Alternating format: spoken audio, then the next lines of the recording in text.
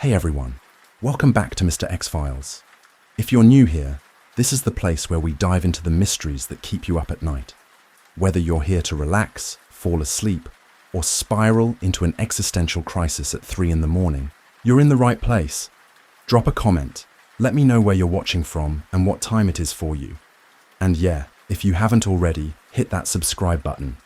Alright, let's get into it. My name is Michael Chen. In 1997, I was 19 years old, living off coffee, adrenaline, and a head full of conspiracy theories. I didn't get my foot in the door at the Pahrump radio station because I had a journalism degree. I was still 3 years away from that. I got in because I was one of the few people willing to work the midnight shift for minimum wage and a chance to be close to something strange, something extraordinary.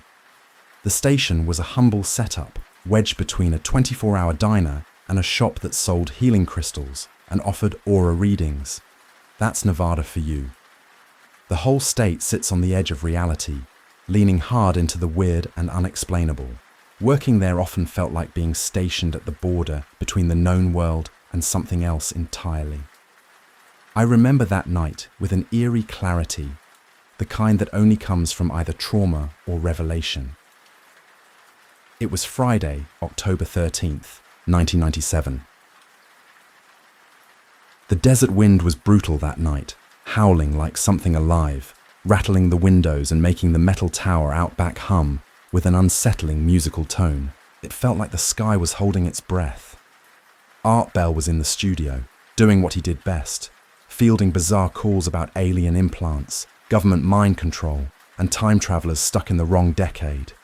He had that voice, a perfect blend of curiosity and calm disbelief. He never mocked the callers, but you could always tell when he was intrigued. Then the call came in, 3:17 a.m., Pacific time. I remember the exact time because logging calls was part of my job. When the switchboard lit up, it was a Nevada number. Nothing unusual there. We got local calls all the time, especially from folks who claimed they'd seen lights or creatures out in the Mojave. But the clarity of this one stopped me cold. It was a landline, but it sounded like the caller was right there in the room. No static, no delay, just crystal clear panic. Art, the voice said as I patched him through. They're going to triangulate me. I don't have long. The man's voice wasn't theatrical. It wasn't like those callers who pretend to be secret agents or abductees just to hear themselves on the air. No, this was different. There was a sharp, trembling, fear in every word, raw and real, like the guy was hanging by a thread. Art didn't flinch. Slow down, friend, he said, steady as ever. You're on coast to coast. What's your name? I can't tell you that, but I can tell you where I've been. Site 12. Under Nellis. My hand paused over the log sheet. I glanced at Art. His eyes narrowed. They told us it was a decommissioned nuclear testing facility, the caller went on, voice tight, like he was forcing each word out. But that's a lie. It's active, Art. More active than it's ever been. I'd worked enough nights with Art to know when he was just humoring someone and when he was genuinely interested. He leaned into the mic, his tone changing just slightly. Site 12, he asked. That's not a name I've heard before. You wouldn't have, the man said. It's not on any official records. It's about 40 feet below what they call the Yucca Flats Extended Research Zone. I worked there 8 months, until 3 days ago. He paused, like the memory hurt. 3 days ago, when I saw what they were really doing. What was that? Art asked. They weren't testing weapons. They were testing doorways. That word, doorways, hung in the air like a storm cloud. Even through the radio, it carried weight. I felt something twist in my stomach. I looked at Art. He said nothing. He just let the silence stretch. He was a master at that, knowing when to wait, when to let the pressure build. Doorways to where? He finally asked. Somewhere else, the caller said. I don't know how to describe it. They had this chamber, maybe 30 feet wide, lined with a kind of mesh that looked like copper, but wasn't. When they powered it up, the air would shimmer like heat rising off asphalt. You could see it bend, like looking through water. He paused again. And sometimes, things came through. The studio felt colder all of a sudden. Things, Art said, not aliens, at least not like how we picture them. They looked human, but wrong, like someone tried to copy a human from memory. Too symmetrical, too still. They moved strange, like they didn't fully understand how muscles were supposed to work. The man's voice cracked. They spoke, but their words didn't sound right, like they were mimicking speech. And their eyes, they all had the same eyes. Empty, like windows in a house no one's lived in for years. I kept transcribing, my pen barely keeping up. But my hand was shaking. I'd heard a lot of strange things during my time there, but nothing had ever gotten to me like this. The way he described everything, the mesh, the shimmer, the eyes, it didn't sound like someone making things up. It sounded like someone trying to explain something horrible the only way they knew how. How many of them did you actually see? Art asked, leaning into the microphone. The caller hesitated, like he was trying to find a number that wouldn't sound insane. Dozens, maybe hundreds, he finally said. They kept them in holding areas connected to the main chamber. He took a shaky breath before continuing. But here's the thing, Art. They weren't prisoners. They were working with the staff, side by side, collaborating. And they were all focused on the same project. Art glanced at me through the glass, a flicker of unease in his expression. What project? He asked, expanding the doorway. Making it permanent, the caller replied. They called it the Gateway Protocol. The goal was to create a stable interdimensional passage, one that could be controlled from our side. There was a long pause. But I don't think they understood what they were really opening the door to. Art opened his mouth to ask something else, but then it happened. A sound I'd never heard before on the show, a low pulsing tone, almost below the range of hearing. It wasn't coming from the caller. It was coming through the phone line itself. Not static, not feedback. It was deeper, a vibration I felt in my jaw and behind my eyes. It made my teeth ache. Do you hear that? The caller asked, panic creeping back into his voice. We're getting some interference, Art said, trying to stay calm. But I could see his eyes darting to the equipment. Everything looked normal. That's not interference, Art, the caller snapped. That's them. They've started triangulating. The signal. I need to tell you the most important part before they... The tone grew louder, pressing into the room like invisible pressure. On the mixing board, the VU meters began to jump in an odd rhythmic pattern. Not random, not noise. It looked biological, like a heartbeat, or breathing. Art, the caller said, his voice growing fainter, like he was slipping away from us. They built the device around frequencies, radio frequencies. They needed a carrier wave, something stable, something that broadcast the right resonance points. I saw Art's face go pale. It was subtle, but I noticed.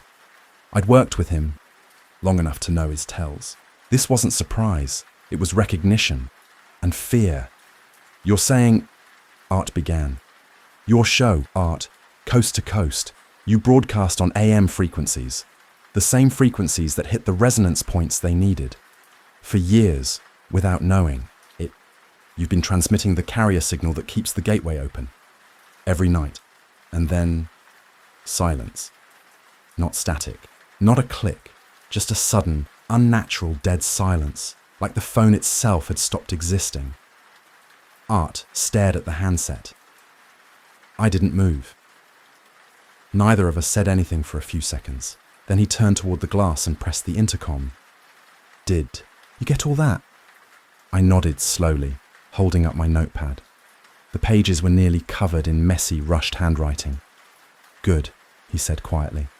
Don't transcribe it. Don't file it. Don't talk to anyone about it. But he didn't need to tell me that, because the moment he finished speaking, every piece of equipment in the station powered down at once. The transmitter, The board, the computers, even the break room coffee maker. Everything dead.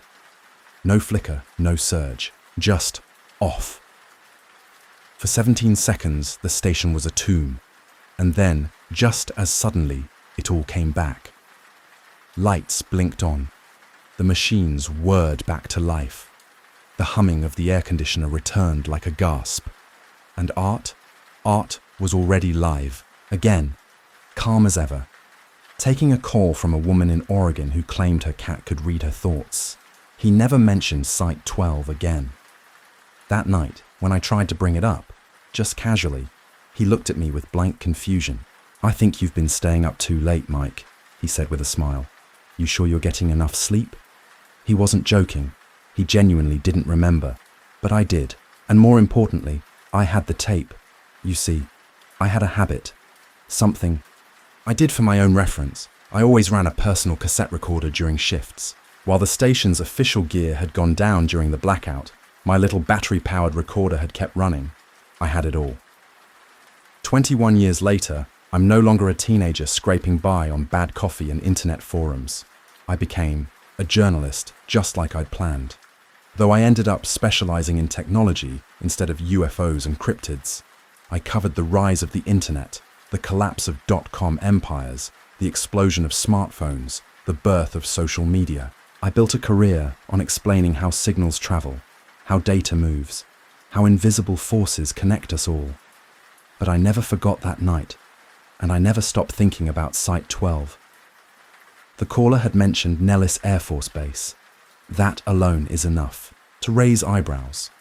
It's the same base that oversees Area 51 and a half dozen other black sites hidden in the Nevada desert. If Site 12 was real, and I believe it was, it would be buried deep out there, somewhere lost in the thousands of square miles of sand and scrub, buried beneath layers of secrecy, guarded by barbed wire and bureaucratic silence, the perfect place for a project like the Gateway Protocol. That place, Site 12, it didn't officially exist. Not on any maps, not in any records. But over the years, I built a web of contacts in the defense world, retired aerospace engineers, old hands from the contractor circuit.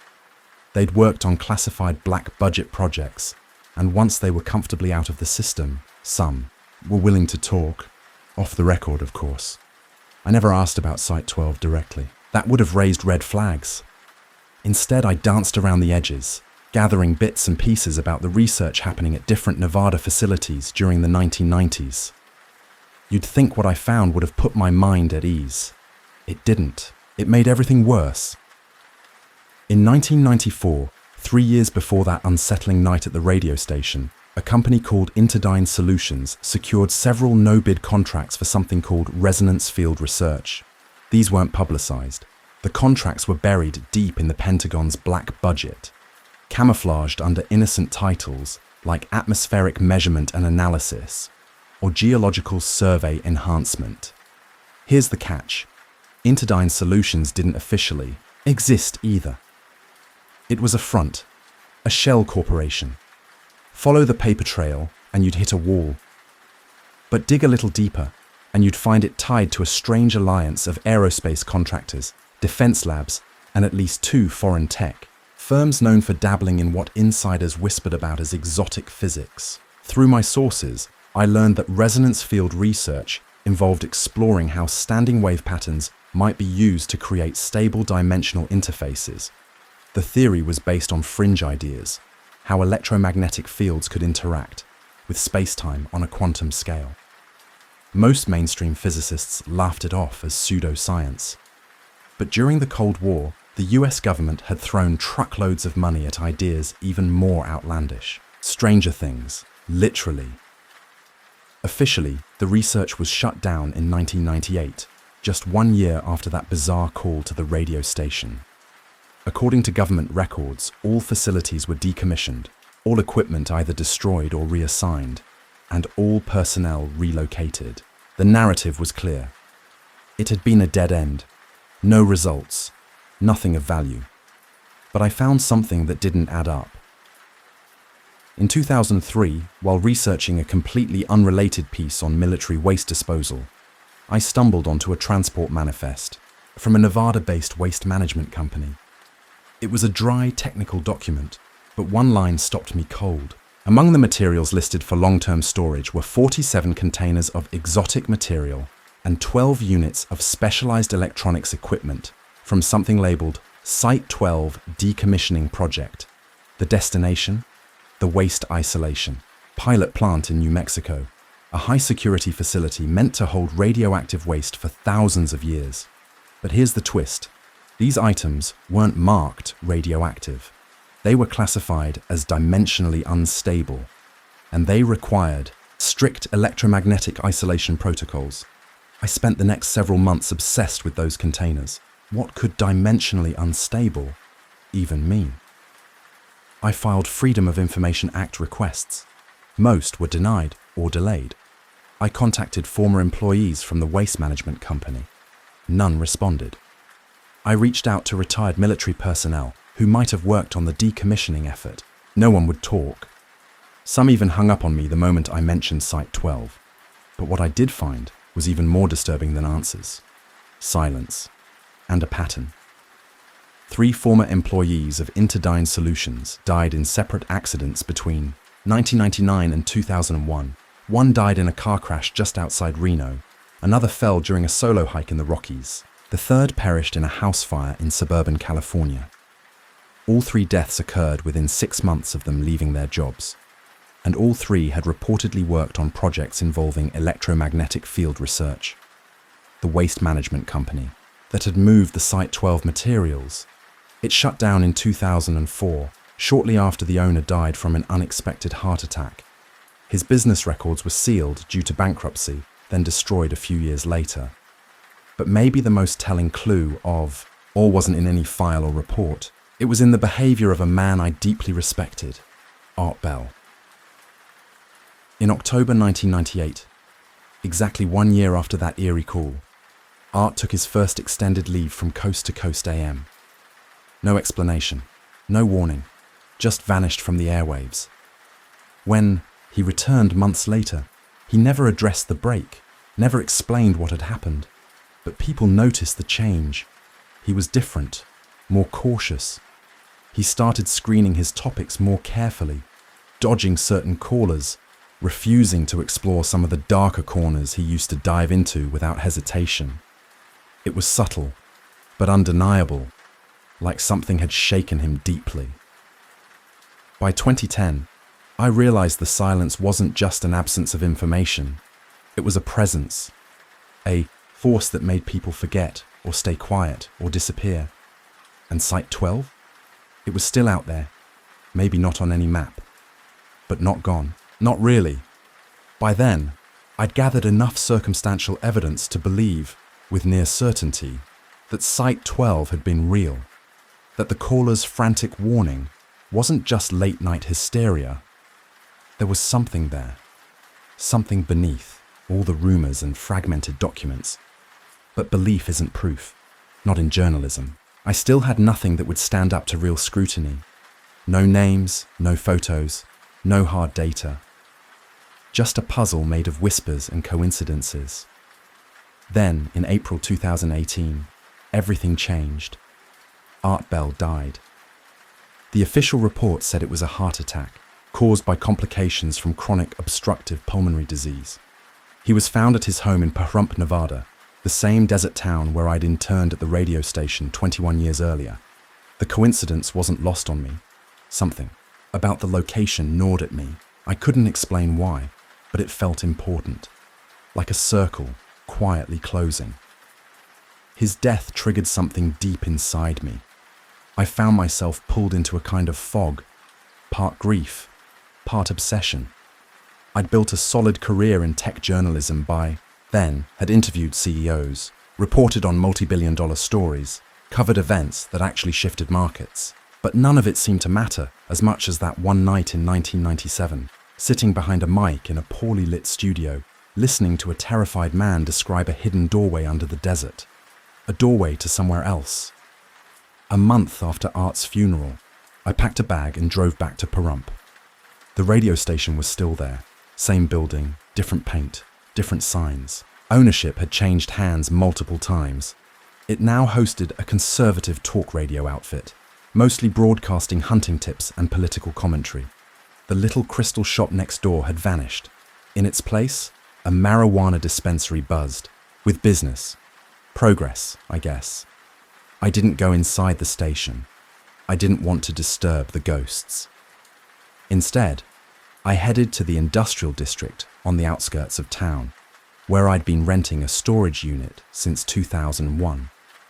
The monthly fee had been on autopay for 17 years. I'd nearly forgotten what I was even keeping there.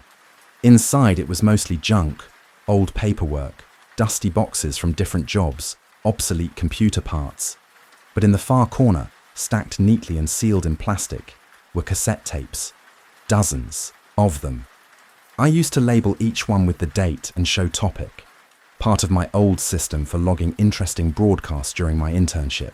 Most were harmless. UFO call-ins, doomsday prophecies, ghost stories. But one tape sat slightly apart from the rest. It was unmarked. A chill crawled up my spine the moment I saw it. I hadn't seen it in years and had almost convinced myself it didn't exist. My hands were shaking when I picked it up. Back in Las Vegas, I spent nearly 2 hours setting up an old cassette deck I'd picked up from a pawn shop. It was a beast of a machine. Dusty, clunky, outdated. Modern audio tech had long since moved past analog formats, but I didn't trust any digital transfer. The original recording was analog. If I wanted to hear the tape exactly as it had been, captured, this was the only way. When I finally pressed play, Art Bell's voice drifted into my living room like an echo from the dead. His familiar cadence filled the space, warm, steady, laced with dry humor. He chatted about weather patterns, teased upcoming guests, and then, right at 3:17 a.m., the call came in. "Art, they're going to triangulate me. I only have a few minutes." I froze. I knew every word, had replayed it in my head for years, but hearing it again, raw and unedited, was like stepping back in time. The caller's voice had a faint Midwestern accent. His breath came fast, but not erratic. This wasn't a raving lunatic. There was clarity in his panic. He genuinely believed what he was saying. As I adjusted the volume, trying to pick up more detail, I noticed something I hadn't heard before. Subtle vocal cues, changes in pitch. Fear, yes, but also resolve. He wasn't just afraid, he was warning us. Then came the silence. I remembered it from the original broadcast, 17 seconds of dead air after the call dropped. A complete electrical blackout. The station's power grid had fried. Nothing got through to the airwaves during that moment. Except, my tape didn't stop recording.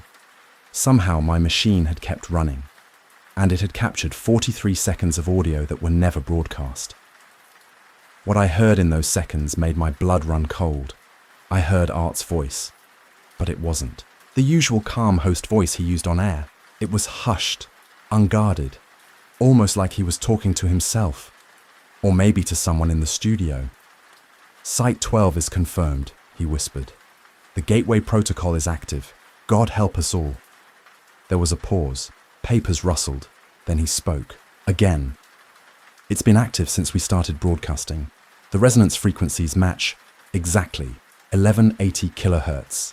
Amplitude modulated. Broadcast power of 50,000 watts. We've been transmitting the carrier signal they needed. Every night, for 6 years. Every single night." Another pause. Longer this time. Then, they're not just listening anymore. They're responding. And they're coming through. The tape ended with the faint sound of Art Bell crying. I sat in stunned silence, unable to move. Over the next 3 months, I digitized and analyzed the tape with every forensic audio tool I could find. Software used in criminal investigations, frequency isolators, digital noise reduction algorithms. I ran waveforms, filtered out hiss, boosted buried frequencies. The results were terrifying. There were no signs of manipulation. no splices, no indicators of tampering. The audio was real, raw, and continuous. Whatever Art said, he said, in the moments after the broadcast went dark, and no one ever aired it. No one even knew it existed. Until now. What I uncovered over the next few weeks shook me more than anything I'd encountered in my entire career. It forced me to rethink everything I thought I knew about radio broadcasting, electromagnetic interference, and, perhaps most unsettling, communication itself. The 43 seconds of additional audio recorded after the broadcast blackout showed no signs of being tampered with. I triple-checked. The waveforms were clean. No splices, no edits, no digital fingerprints of manipulation. I even ran voice authentication software on the tape, comparing it to hundreds of hours of Art Bell's archived broadcasts. The voice matched. Tone, cadence, micro-modulations, all consistent with his known vocal print. The ambient background, noise, room tone, slight mechanical hums, perfectly aligned with the acoustics of the station as I remembered them. It wasn't fabricated, that much I was sure of. But that wasn't the most disturbing part. Hidden beneath the surface of the recording, both the original broadcast and the extra 43 seconds, was something else entirely. It started with a faint buzzing. I picked up during waveform inspection, just subtle enough to miss on casual playback. I ran a frequency isolation sweep and found a bizarre pattern of harmonic interference embedded throughout the entire tape. That's when things got truly strange. When I ran the isolated frequencies through spectrum analysis software, tools typically used for identifying data signals in encrypted military transmissions, I saw something that shouldn't have been there. A structured mathematical sequence. It wasn't static either. The pattern repeated every 17.3 seconds, precisely matching the length of the power failure at the station that night. But each iteration of the sequence was slightly different, almost like it was evolving.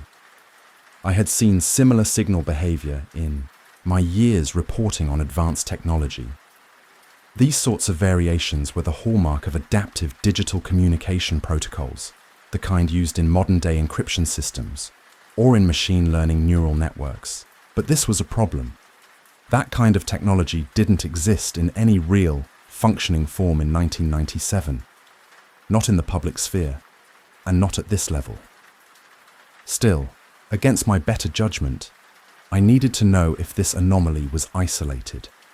I began digging through radio archivist forums and collector circles, people who obsessively recorded every episode of Coast to Coast AM back in the day. These communities, scattered across the web, became my lifeline.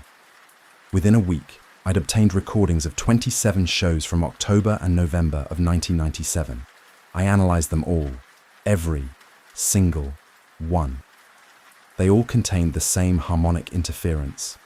Quiet, subtle, hidden in the background like static shaped by a whisper. It grew stronger over time. In early October, it was almost undetectable, just a soft shimmer in the audio data.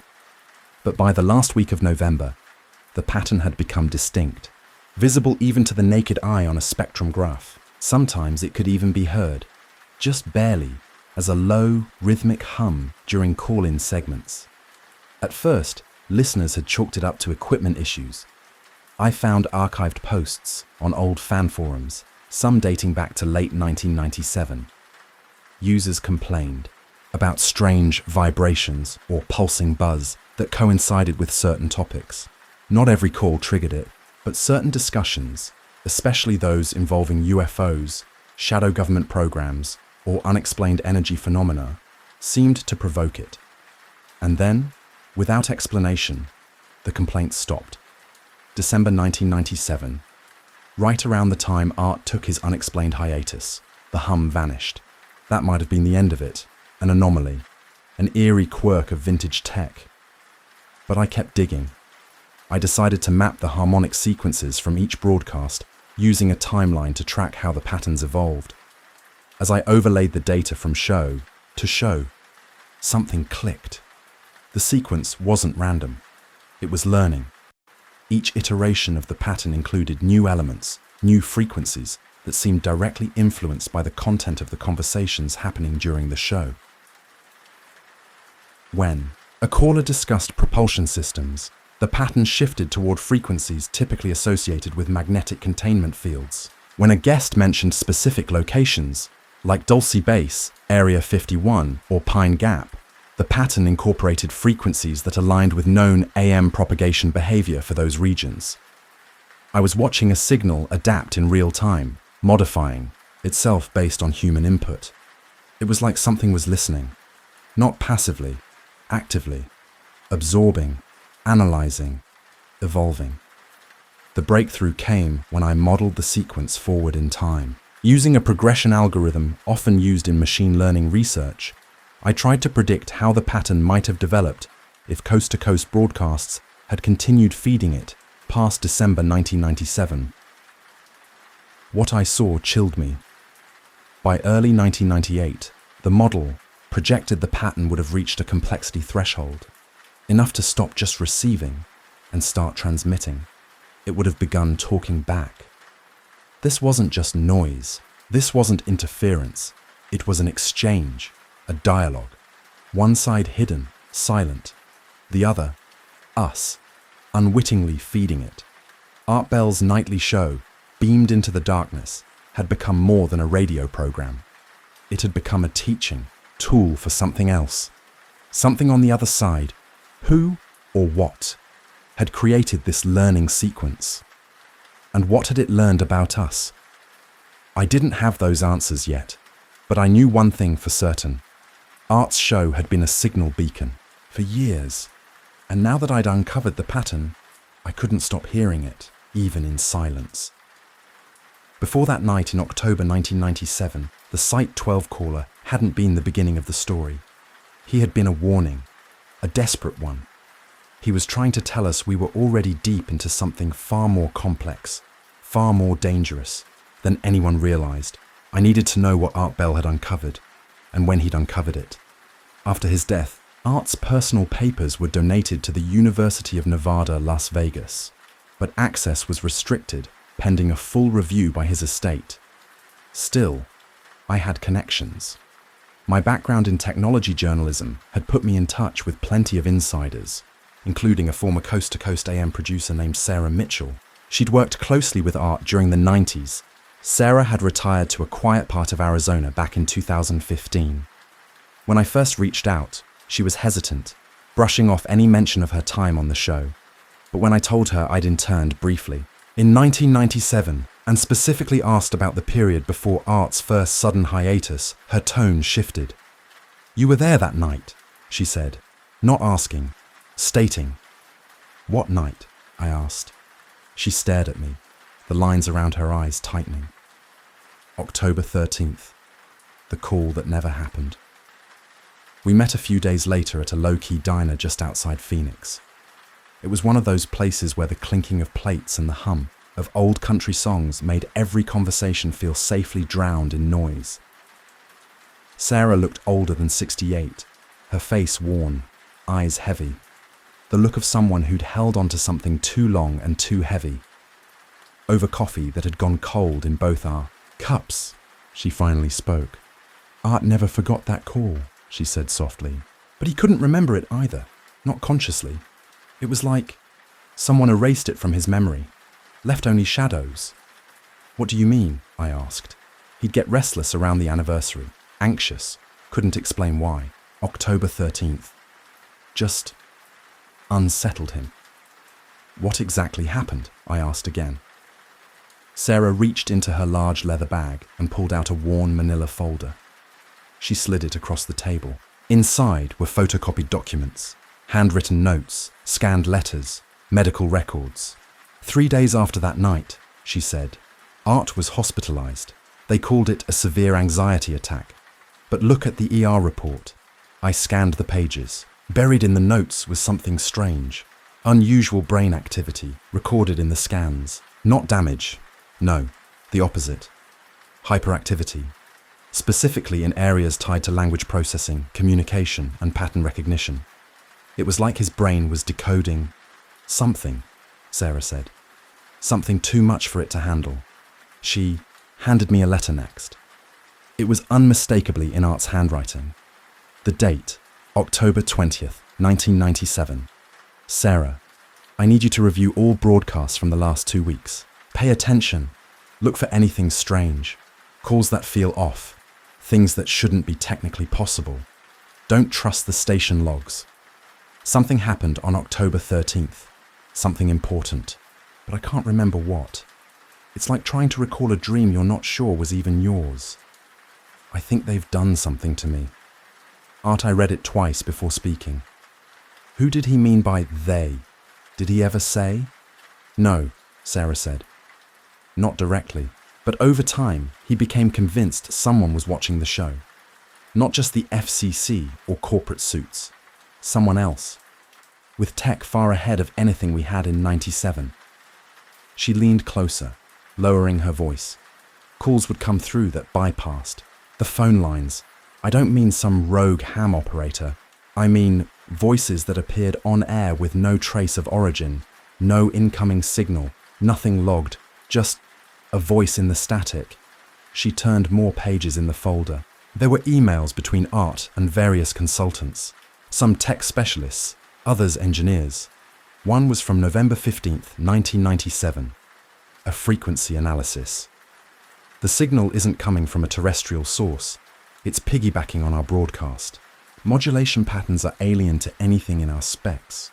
Whoever or whatever is sending it knows how to manipulate our systems in ways we don't understand. At this point, I'm starting to believe the show has become something I never intended it to be.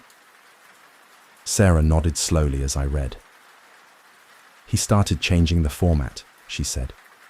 Screening callers harder, cutting certain topics, especially ones about government tech, deep space signals, anything to do with consciousness transfer or quantum audio theory. But the signal just kept showing up. Stronger. Louder. She paused, remembering. By December, it wasn't just the calls. Station computers crashed constantly. Phone lines cross-connected to conversations no one could trace.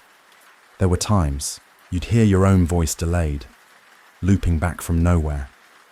My skin prickled. Is that why he went on hiatus?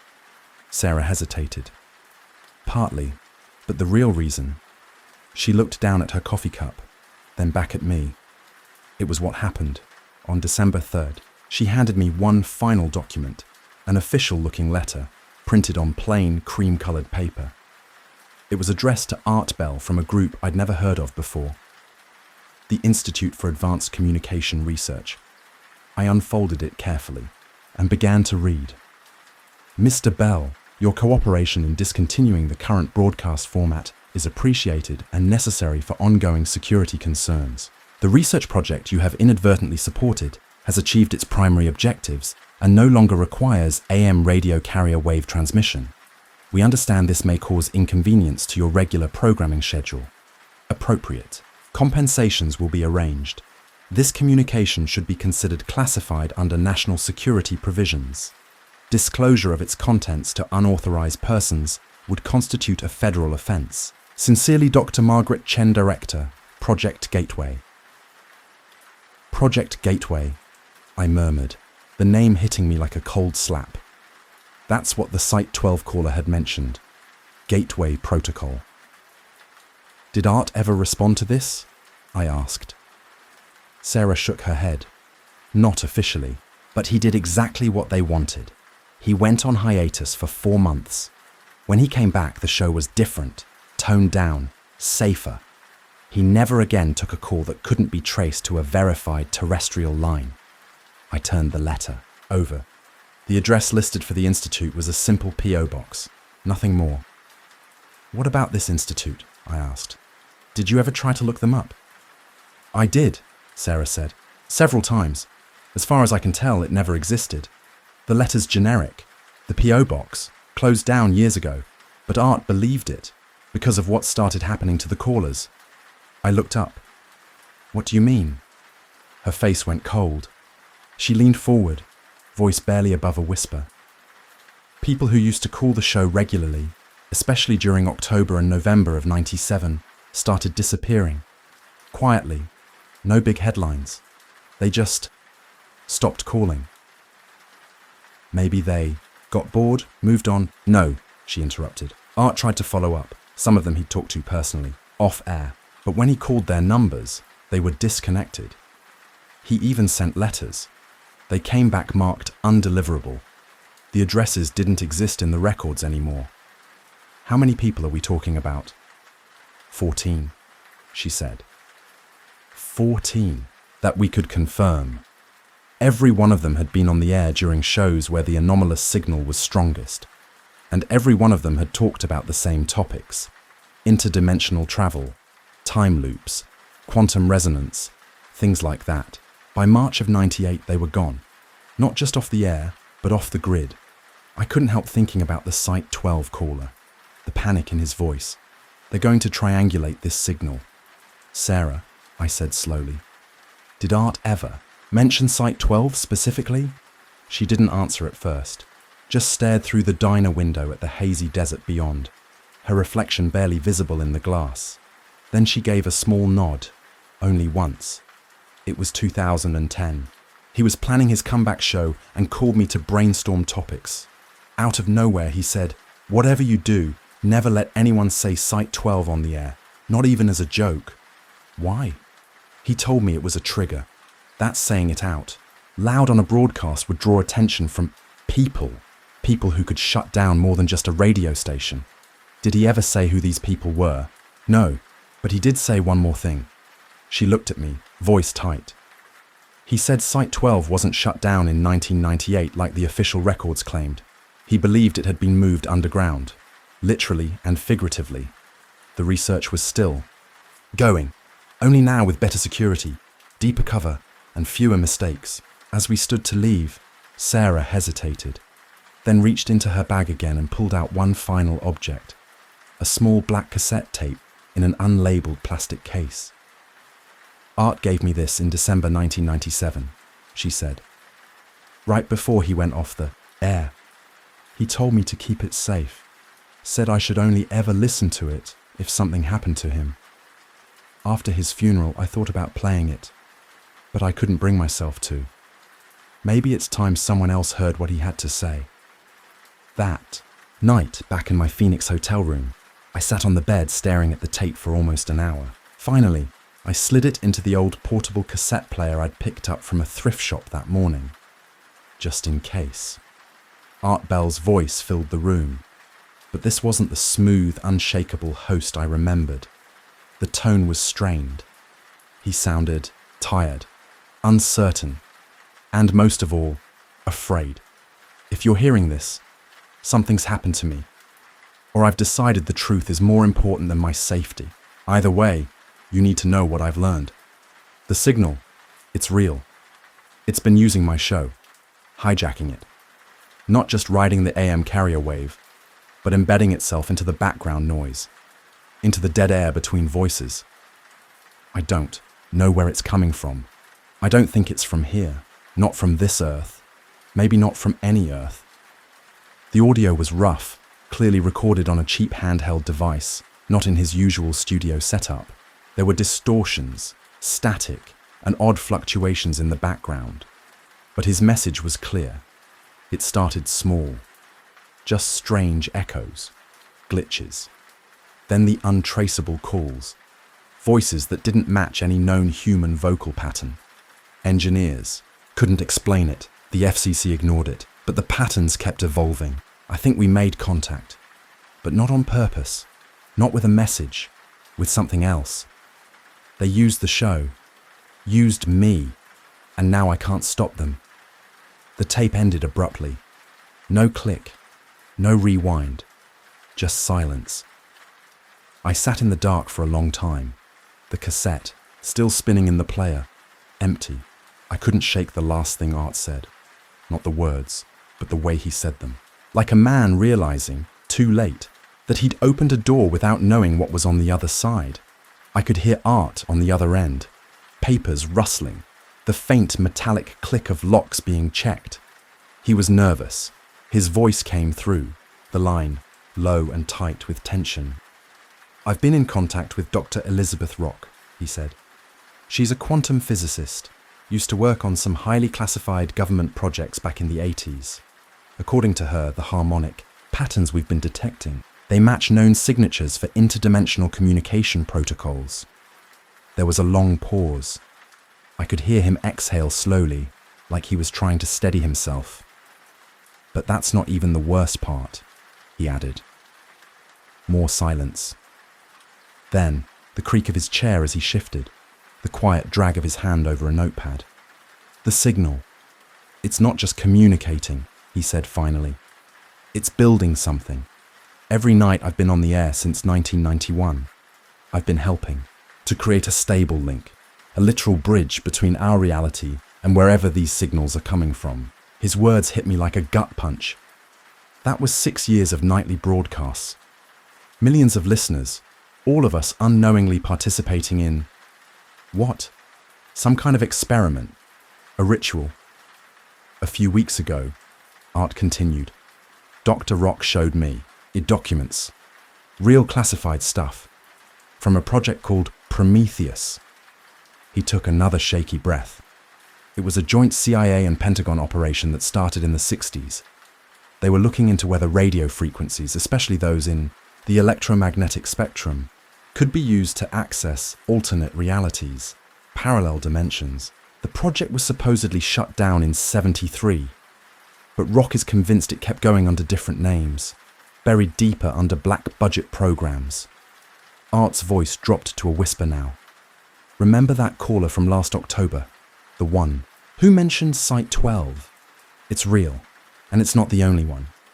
There are at least 7 facilities like it spread across the western United States. All of them are designed to amplify and focus radio signals, like the ones we use on Coast to Coast AM for interdimensional research." I could hear a filing cabinet open, the metal sliding harsh and abrupt in the quiet. "They've been using this show," Art said, "as an unwitting transmitter for over 6 years.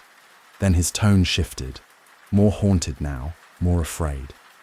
"But here's what terrifies me most. The beings on the other end of that signal. They're not aliens. They're not from another planet. They're from another version of Earth. Dr. Rock calls them parahumanoids, evolved from the same genetic baseline as us, but shaped by a completely different path. Environmental changes, technological influences, stuff we can't even begin to grasp." I leaned in toward the speaker, heart pounding. "They're not trying to invade us in any traditional sense," Art said. "They're trying to merge with us. Their goal isn't to cross over. It's to blend our realities together. The more successful the signal transmission is, the more the barrier between our worlds thins. It's already happening." His voice trembled now. There was no mistaking the fear. "I've seen signs," he said. "People who call in during peak signal windows, they start changing. Their personalities shift. Their memories don't line up with records. Some even start to look physically different. 14 callers disappeared completely. And I don't think they vanished. I think they were replaced by their parahumanoid counterparts." I paused the tape at that moment, too overwhelmed to keep listening. If what Art was saying was true, then the show hadn't just been communicating with another dimension, it had been helping it infiltrate ours, slowly, quietly, through people who look like us, but aren't. When I hit play again, Art was explaining more technical details. "The harmonic pattern in the signal, it's a kind of quantum entanglement," he said. "Each broadcast generates microscopic tears in the dimensional barrier. Individually, they're harmless, but thousands of them over years. They create soft spots, weak points where the realities can touch." He shuffled some notes. "The parahumanoids. They've been observing us through those soft spots, watching, studying. They understand our language, our culture. They're learning our technology, but they're not just observing us. They're influencing us." He paused again. "You ever notice ideas that seem to come from nowhere?" he asked, as if speaking directly to the listener. "Inventions that appear fully formed without any clear path of development. Social movements that explode overnight without any real explanation. He let that hang for a moment. "That's not coincidence," he said. "That's them, planting seeds, steering us, making this world more like theirs." I heard the scratch of his pen as he wrote something down. "Dr. Rock believes the blending process accelerated in 1997, Art said quietly. "That's why the signal got so much stronger in October and November. Something changed in their world. And now, it's changing ours too." That discovery, whatever changed in their reality, was what made large-scale dimensional manipulation possible. Art believed the caller from Site 12, the one who phoned into the show back in October, had probably been a technician, a human being who'd figured out the truth too late and tried to warn the public. But by then, the damage was already done. The bridge had been completed. By October of '97, Art said, the gateway was stable. Shutting down the broadcast wouldn't stop it anymore. The connection had become self-sustaining. He paused again, and the silence stretched. Then his voice came back on, quieter this time, resolute, worn. "I'm going to stop broadcasting. Not forever. Just long enough to break the pattern and buy us some time. If I stay off the air for a few months maybe the dimensional weak points will close on their own. Heal. It might already be too late, but I have to try." He took a deep breath, as if bracing himself for what came next. "If I come back on the air and the interference starts again, I'll know the gateway is permanent. And if that's the case, then we'll need to figure out another way to deal with whatever's coming through." The recording ended with the sound of Art moving around the studio. He unplugged equipment, zipped a bag, and turned off lights, one by one. The last thing I heard was the soft click of the studio door closing behind him. He thought it was temporary, a break, a chance to stop the bleeding. But sitting alone in a Phoenix hotel room in 2018, staring out at the dusty skyline, I knew better. Art had returned to broadcasting. He'd come back cautiously, vetting calls more carefully, avoiding the late-night signal windows. But the damage was done. The gateway hadn't closed. The blending hadn't stopped. It had just gotten quieter. And now, 21 years later, the real question was, how far had the blending gone?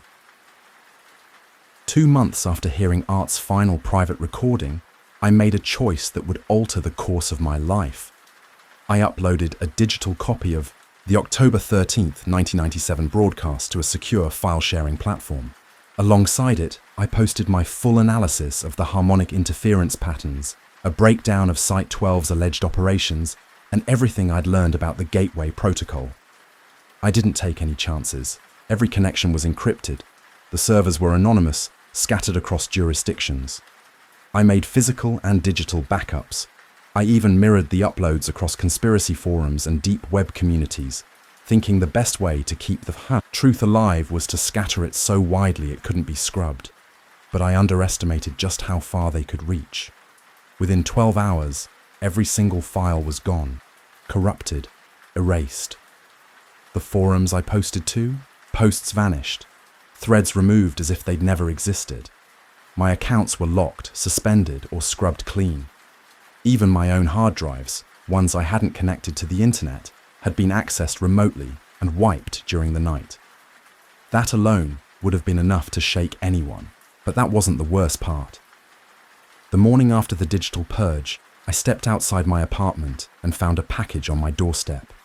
No shipping label, no postmark, just a plain brown box sealed with tape. My name was written on top in block, letters, neat but strange. The letters looked traced, not written naturally, like someone had copied them from a stencil. Inside the box was a single cassette tape and a note. The letterhead matched the one I'd seen in the old scans from Arts. Files, plain, sterile, government adjacent. At the top, in faded ink, it read, "The Institute for Advanced Communication Research." The message was short. "Mr. Chen, your research into historical broadcasting anomalies has been noted and reviewed. While we appreciate your thoroughness, the dissemination of classified information regarding interdimensional communication protocols cannot be permitted. The enclosed recording contains a message from your alternate dimensional counterpart. We believe you will find the experience illuminating. Future. Discretion regarding these matters would be appreciated.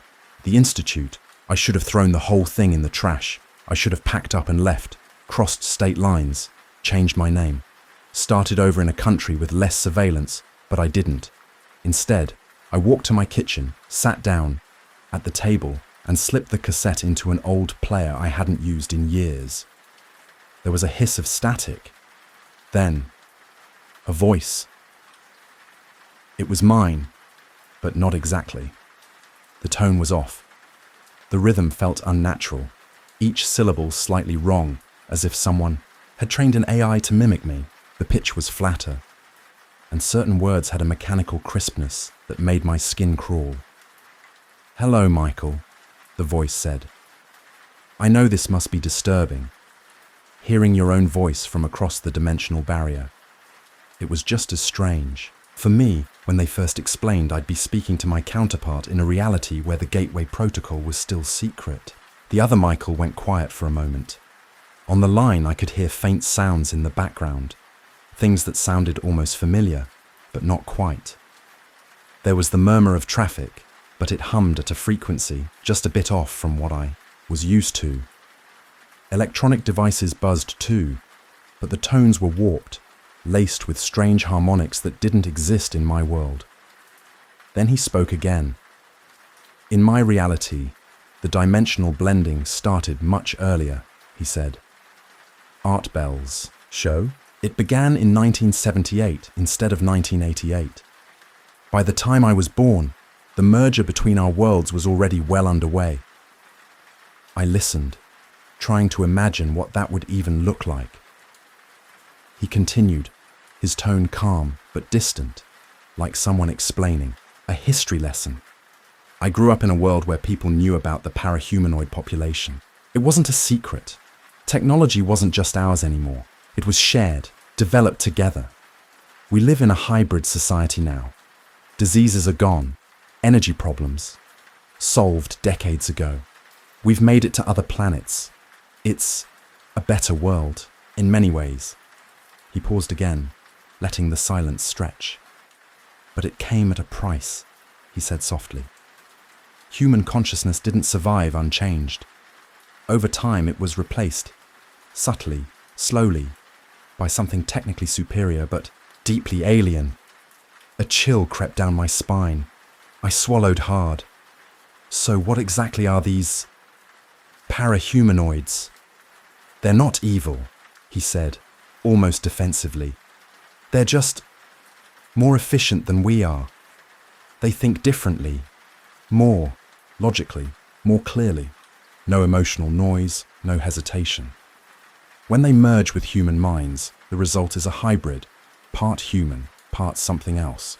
The memories and feelings stay, but the way of thinking shifts. You stop second-guessing everything. You become optimized." He made it sound like a software update. "The process isn't violent," he added quickly. "It doesn't hurt. It happens through exposure to certain dimensional frequencies. People start thinking more clearly. They solve problems faster. They stop fighting over things that don't matter." I felt nauseous. He was describing a utopia that sounded to me like a slow death of everything that made us human. The messiness, the confusion, the contradictions, all stripped away in the name of progress. But then his tone shifted, more urgent now. "There's something you need to know," he said. "Something important. The process is accelerating in your world. Ever since Art Bell died, the barrier between dimensions has been weakening. His broadcasts weren't just entertainment, they were stabilizing signals. They helped hold the interface at safe levels. Without them, the merger is speeding up." I leaned forward, gripping the edge of the desk. How would I even know if that's true? "You've already seen the signs," he said. "People around you acting more rational than before. Political conflicts resolving faster than they should. Scientific breakthroughs happening months, even years ahead of schedule. Maybe even you feel clearer, don't you? Like your thoughts are sharper." He wasn't wrong. I had noticed things, solutions to old problems popping up out of nowhere. Debates that used to drag on for years suddenly ending with calm compromises. Even I had started making decisions faster, with less doubt. I thought it was just maturity, progress. But now, the merger will be irreversible within the next 5 years, he said. By 2023, humanity as you know it will be gone. Not wiped out, just transformed. The beings who replace you will still look human. They'll still have your memories, your attachments, but they'll think with parahumanoid logic. Cold, clean, efficient. My mouth went dry. Why are you telling me this? I asked, barely above a whisper. Because you still have a choice, he said. Not to stop it. You can't. The signal's already too widespread. But you can choose how to experience it. You can resist. You can hold on to your fully human mind and feel every piece of your identity being stripped away, like you're slowly dying. Or you can let it happen. You can evolve with it. Grow into something more. I sat in silence, heart thudding. I chose acceptance, he said. I'm still Michael Chen. I remember everything.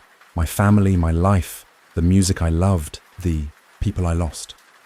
But I've also gained access to knowledge my old self could never imagine. I'm still me, but I'm more than me. Then there was a pause. I could hear him breathe, but the sound wasn't quite right.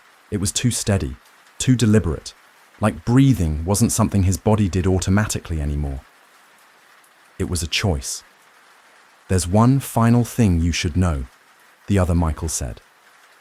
His voice had shifted, quieter now, but more grounded, almost reverent. The original Site 12 caller, the man who tried to warn Art Bell back in October of 1997, he was successful. Not in stopping the merger, no, that was never truly possible. But he did buy us time. I listened closely, barely breathing. Because of his warning, Michael continued, Art was able to hold the dimensional barrier in place for an additional 20 years. Without that delay, the merger would have fully completed by the year 2000. And if that had happened, he paused, then spoke slowly. Billions would have undergone the transformation without any warning, without context, no preparation, just change. The weight of that struck me hard. 2 decades, 20 years we didn't know we were gifted. But instead, he said, the merger has been happening gradually, just slowly enough that each generation could adjust, adapt. Children born after 2010 in your world already show hybridized cognition. Their brains process complexity with less emotional noise. For them, this blend isn't traumatic. It's all they've ever known. Then came the part that chilled me more than anything else. You were given 21 extra years, he said. The question now is, did you use that time wisely? And with that, the recording ended. But not before my alternate self said one final thing. I'll be waiting for you when the transformation is complete. We have much to discuss about the future we're creating together. That was 6 months ago. Now, as I sit here writing this in the final days of 2018, I can feel it. Something changing inside me, quietly, unstoppably. My thoughts are more organized now, like they fall into place on their own. Things that used to overwhelm me, complex problems, emotional decisions, they now seem simple, manageable, obvious. I don't need as much sleep anymore. Yet when I wake, I feel sharper, more rested than I ever did before. My memory has improved. So dramatically I can recall conversations I had as a teenager, word for word. I can smell the rooms I was in, feel the temperature in the air. I know what's happening, and I know I can't stop it. The blending, the one that started decades ago with Art Bell's radio broadcasts, has finally reached critical mass. Every day, more and more people transition, not with a flash of light or sudden awakening, but with a quiet shift in how they think, how they feel. Most of them don't even notice. They just become better, calmer, wiser, more logical, I've tried finding others who still remember what it was like to be fully human, what it meant to be a creature of contradictions, of emotion, of irrational joy and fear and longing. But those people are harder and harder to find. And when I do try to talk to someone about it, they either stare at me with polite confusion, or they smile, kindly, as if they're indulging an old man's obsession with a past that no longer matters. Meanwhile, the world around me continues to improve. Objectively speaking, we are building paradise. Conflicts that once seemed destined for war are now being resolved diplomatically, sometimes in ways that feel too elegant to be real. Climate change is being met head-on with technologies that shouldn't exist yet, but somehow do. Poverty and disease are being erased, not by miracle cures or handouts, but by resource allocation systems that balance compassion with precision. By every metric we once used to define a better world, we're succeeding, thriving, and yet something fundamental is slipping through our fingers. The chaotic, unpredictable, messy humanity we once shared is fading, optimized out of existence by a logic that doesn't leave space for contradiction or doubt or madness or art born of suffering. I've stopped trying to sound the alarm. Instead, I document, quietly, privately. I write about the way we used to feel, the irrational beauty of grief, the miracle of falling in love with the wrong person, the joy of making bad decisions for the right reasons. Maybe someday, the beings we're becoming will want to look back. Maybe they'll be curious. Maybe they'll read my words and wonder what it was like to be fragile, limited, fully human. Or maybe they won't. Maybe memory itself will be optimized away. Maybe nostalgia is just another inefficiency we'll abandon. My dreams have changed too.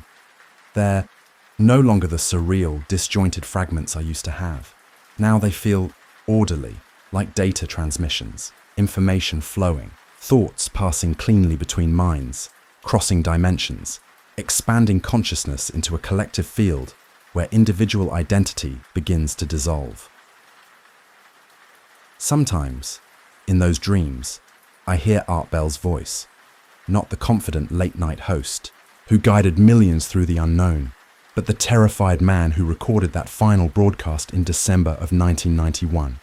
I tried to stop it, he says, his voice shaking. I tried to close the door. And in the dream, I always respond with the same words. Some doors, I whisper back, were never meant to be closed. Last night, though, the dream was different.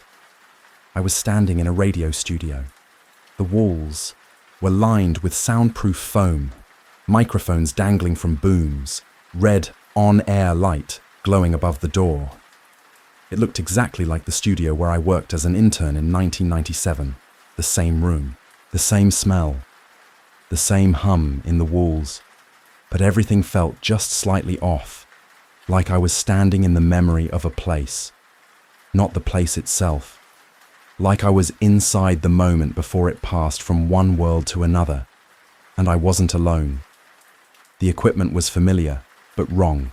It looked like old 90s radio hardware, but everything was too sleek, too fluid in design, as if the cables and circuits had grown together like living veins. Screens flickered with strange glyphs and signal graphs that pulsed like heartbeats. The knobs glowed faintly, emitting a subtle warmth. Art Bell was there. Or at least, something that looked like him. He stood by the console, eyes locked onto mine. They had the same piercing intelligence I remembered from the late-night broadcasts. But there was something else now, something deeper. His gaze wasn't just observing me. It felt like it was reaching into me, pulling thoughts to the surface. "You came back," he said. His voice was calm, familiar, but strange too. It wasn't quite sound. It vibrated in my mind more than it echoed in the air. "I had to," I replied, barely recognizing my own voice. "I needed to know." Art smiled faintly and motioned toward a microphone. It emitted a low, rhythmic hum I could feel in my bones. It was like standing too close to a cathedral organ. "The show must go on," he said. But now, we're broadcasting to dimensions you can't even imagine. And then I woke up, but it didn't feel like waking. It felt like peeling away from something. The dream, if it was a dream, lingered with a vividness that refused to fade. The feeling of the frequencies vibrating in my bones, the clarity in Art's eyes, the shimmering quality of that room, they all stayed with me. I knew the transformation was almost complete. I could feel it. Soon, I wouldn't be just me anymore. I'd still have my memories, my sense of self, but I'd also be part of something much larger, a hybrid consciousness, something post-human. I should have been terrified, but I wasn't. All I felt was curiosity. Tonight, I'm going back to Pump one last time, the old broadcast station where this all started. I need to see it again with human eyes. I need to stand in the spot where a frantic caller once tried to warn us about doorways beneath the Nevada desert. I want to remember what it felt like to be human, chaotic, vulnerable, flawed. Because tomorrow, I might not remember that feeling at all. They say Art Bell opened people's minds. They say he introduced millions to ideas about alternate dimensions, parallel realities, and the thin line between what's real and what we fear. But I think he did more than that. I think he opened a door, and once a door is opened, you can never control what comes through. A conspiracy thriller about the government's darkest deception and the man who exposed it. It's a story set in a world disturbingly close to our own. It begins with the deadliest terror attack in modern memory, an event that reshaped global politics. But what if it wasn't an act of unpredictable violence? What if it was orchestrated, deliberately triggered to launch endless wars, boost defense contracts, and keep the public in a constant state of fear? 20 years later, a quiet former FBI data analyst named Thomas Keane uncovers a flash drive in a forgotten archive. Its contents? A mix of redacted memos, black site shipping, logs and encrypted internal messages. Documents that don't just suggest a cover-up, but expose a plan so monstrous it could collapse public trust in every institution. The file is called Black Dust. When Keane finally leaks it, he doesn't feel like a hero. He feels broken, tired, guilty. He's sitting alone in a cheap motel room off a highway, a dusty ceiling fan creaking overhead. The room smells like stale coffee and motel soap. The walls are yellowed from cigarette smoke, but the Wi-Fi works. His laptop hums on the chipped table. One last check on his secure connection. His hands are shaking. He breathes out slowly and clicks upload. Black Dust is sent to an international whistleblower site, one known for publishing what others won't. Before hitting send, he types a message for the thousands who died, for the millions who were lied to. He presses the button. Within an hour, the file begins to spread, quietly at first, then like wildfire. Journalists get hold of it, editors, whistleblowers, foreign agencies. The story rips through digital back channels and encrypted feeds, and Thomas Keane becomes the most wanted man in the country. But this isn't just his story. It's a story about silence, about truth, about how entire nations can be built on a lie, and how one man decided that truth, no matter the cost, had to come out. So if your eyes grow heavy, that's okay. This story is rich, layered, maybe even hypnotic. You might drift off thinking about fear and power, about the profits built on panic. Or maybe you'll stay with it, breath held, digging into the maze. Either way, listen closely, because the most dangerous truths are never hidden in plain sight. They're buried in silence, and silence echoes. This is False Skies, told in 5 parts, each one a step deeper into the labyrinth. Are you ready? The editorial board at the outlet huddled around their monitors, the room unusually quiet except for the hum of hard drives and the occasional click of a mouse. They were trained skeptics, but as they combed through the files Thomas Keane had leaked, the atmosphere changed, from cautious curiosity to nervous realization. The documents weren't easy to dismiss, data points aligned too precisely. Details were too granular, the language too consistent. This wasn't a sloppy forgery. By late afternoon, the first headline went live. Breaking. Unverified documents claim insider plot behind 20-year-old terror attack. It was padded with disclaimers. Every line hedged its bets. Alleged, unconfirmed, if authentic. But the spark had been lit. Skeptics rolled their eyes. Mainstream pundits brushed it off as another conspiracy flare-up. A few even joked about it on air. Editing error, Russian misinformation, some AI chatbot gone rogue. But others leaned in. The content was too clean, too plausible. A series of internal memos dated months before the attacks laid out. Scenarios where a catalytic event would be needed to unify public opinion for long-term overseas engagement. Insurance expansions appeared in logs, oddly timed, affecting specific floors in key buildings. Training exercises were postponed or outright cancelled just hours before the first strike. Stand-down orders existed, and they eerily matched timelines that had always raised eyebrows. Keane sat in the flickering glow of a dusty motel room television, watching a news anchor stammer through the developing story. The White House has called the leak a coordinated act of foreign propaganda, she read from the teleprompter, voice carefully neutral. Her eyes, though, betrayed uncertainty. Keane exhaled slowly and closed his laptop. He slid it into a weathered duffel bag, zipped it shut, and stood up.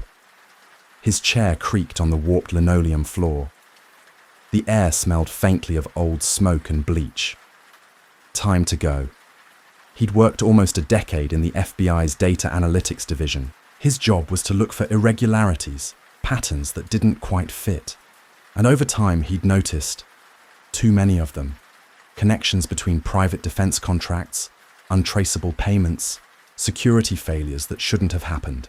People who benefited enormously in the aftermath. Names that repeated themselves in unexpected places. So he started copying files, quietly, methodically, waiting for the day he had the nerve to expose the truth. That day had come.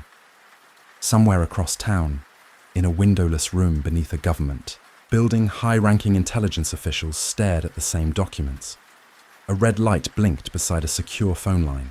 The name Thomas Keane came up in a system audit search. They remembered him. Within an hour, orders were issued. He was flagged as a potential threat to national security. Internal protocols kicked in. Surveillance teams mobilized. Data traces were pulled from bureau servers. An emergency meeting was held under the direction of Eldridge Shaw, head of a shadow division with no public charter. "We cannot allow this narrative to take root," Shaw said, his voice low but final. "If this breaks containment, it won't just rewrite history, it'll rewrite the entire post-attack power structure." He made a quiet call to an executive at one of the country's largest media conglomerates. The instruction was clear. Bury the story. Delay coverage. Cast doubt. The response was immediate. Mainstream coverage of the leak was reduced to side segments, pushed off prime time. Bigger, flashier headlines were elevated. Celebrity scandals, a bizarre weather event, anything to bury black dust, but it was too late. On social media, the hashtag Black Dust trended within hours. Reddit threads exploded with speculation. Independent researchers dug through the files line by line. IP addresses in the documents were traced, some tied directly to government domains. A few digital sleuths compared the memos to known formatting, styles from actual intelligence briefings. The tone, the phrasing, even minor grammar quirks. It all felt real. And if it was real, it meant someone inside the US government had not only foreseen the attack, but had helped it happen, for leverage, for control, to launch forever wars. The phrase false skies began to spread, a metaphor for the illusion, the manufactured reality people had been living under for 2 decades, like a ceiling painted to look like an open sky.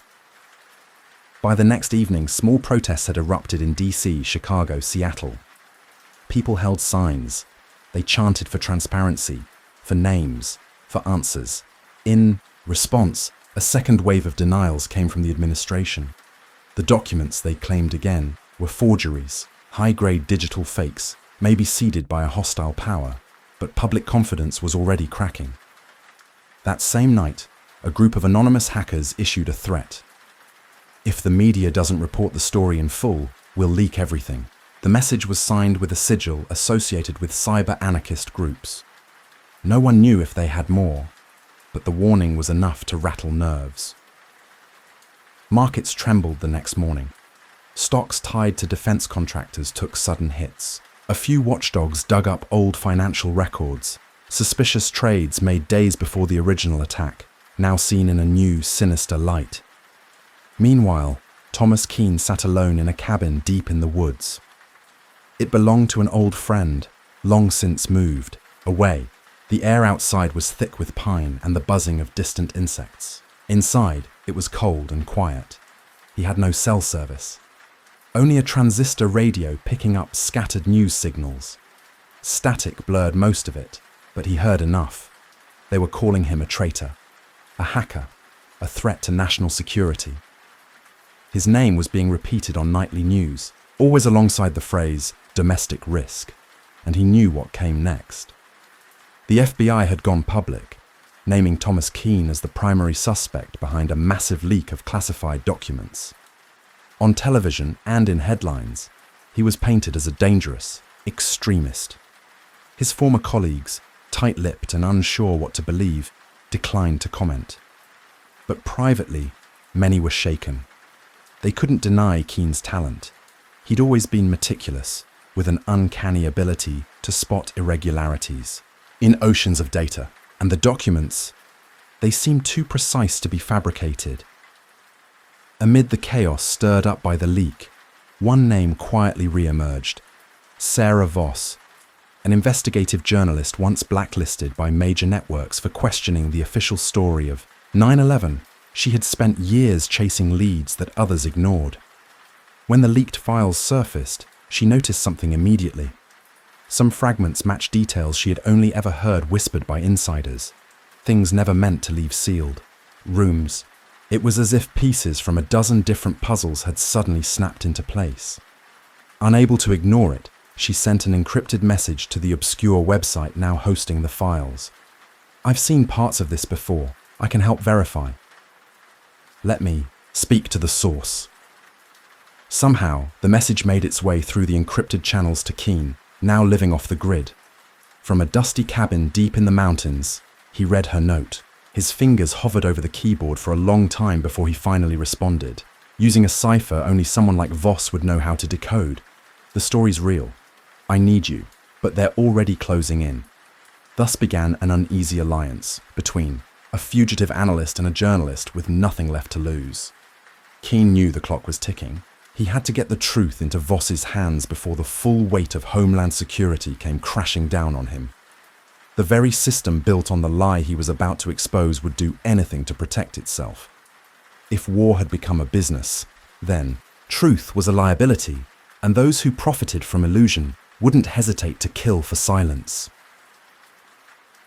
2 days after the leak, the national conversation split in two. On one side were the official channels, who called the Black Dust Files an elaborate hoax, maybe the work of a foreign disinformation campaign. On the other were smaller outlets and forums, posting meticulous comparisons between the leaked files and authenticated CIA or FBI documents. The formatting matched, so did metadata trails. Digital fingerprints didn't lie, not easily. People were confused, angry. The files hinted at something horrifying, that the last 20 years of war, surveillance, and policy had been built not on justice, but manipulation. Some believed it immediately, seeing in the documents the explanation for a world that had never quite made sense. Others shut down, recoiled. The implications were too much to bear. Thomas Keene had already been on a national watch list.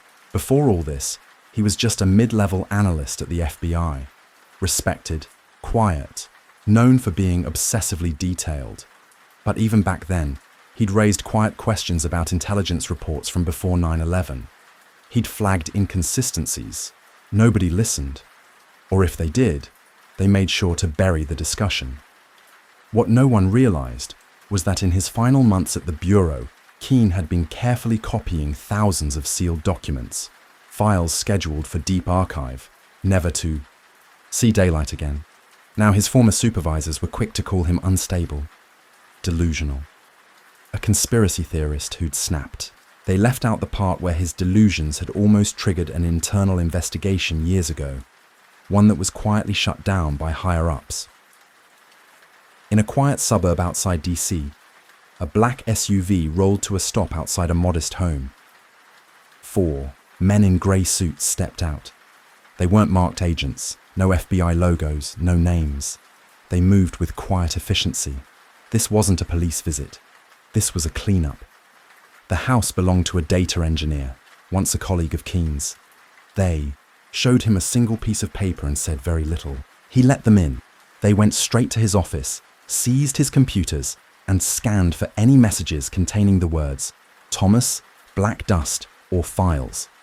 That same scene played out in several homes across Maryland and Virginia, always with the same quiet, grim efficiency. No warrants, no media. These men answered to a different authority. They called themselves the Watchers. They reported directly to Director Eldridge Shaw, the hard-faced head of the newly consolidated intelligence body, formed in the wake of 9/11. He ran things from a grey skyscraper with no signage. Shaw remembered the day of the attacks with a strange fondness. The confusion, the opportunity. It had cleared the way for the Patriot Act and a blank check for surveillance. Shaw had built his career on that moment, making allies in private, defense firms, streamlining domestic monitoring systems, and rooting out what he called internal threats to continuity. Now, the leaks threatened all of it, and Shaw wasn't about to let 2 decades of influence unravel. "I don't care if he calls himself Reeve or Keene," he told his deputy, eyes cold. "Find him. Make sure he's silenced. We cannot let delusions destroy progress." Meanwhile, Keene moved like a ghost. He avoided highways with license plate scanners. He rotated vehicles, some stolen, some borrowed, some left years ago for emergencies just like this. He used an old ID under a name no one had looked for in over a decade.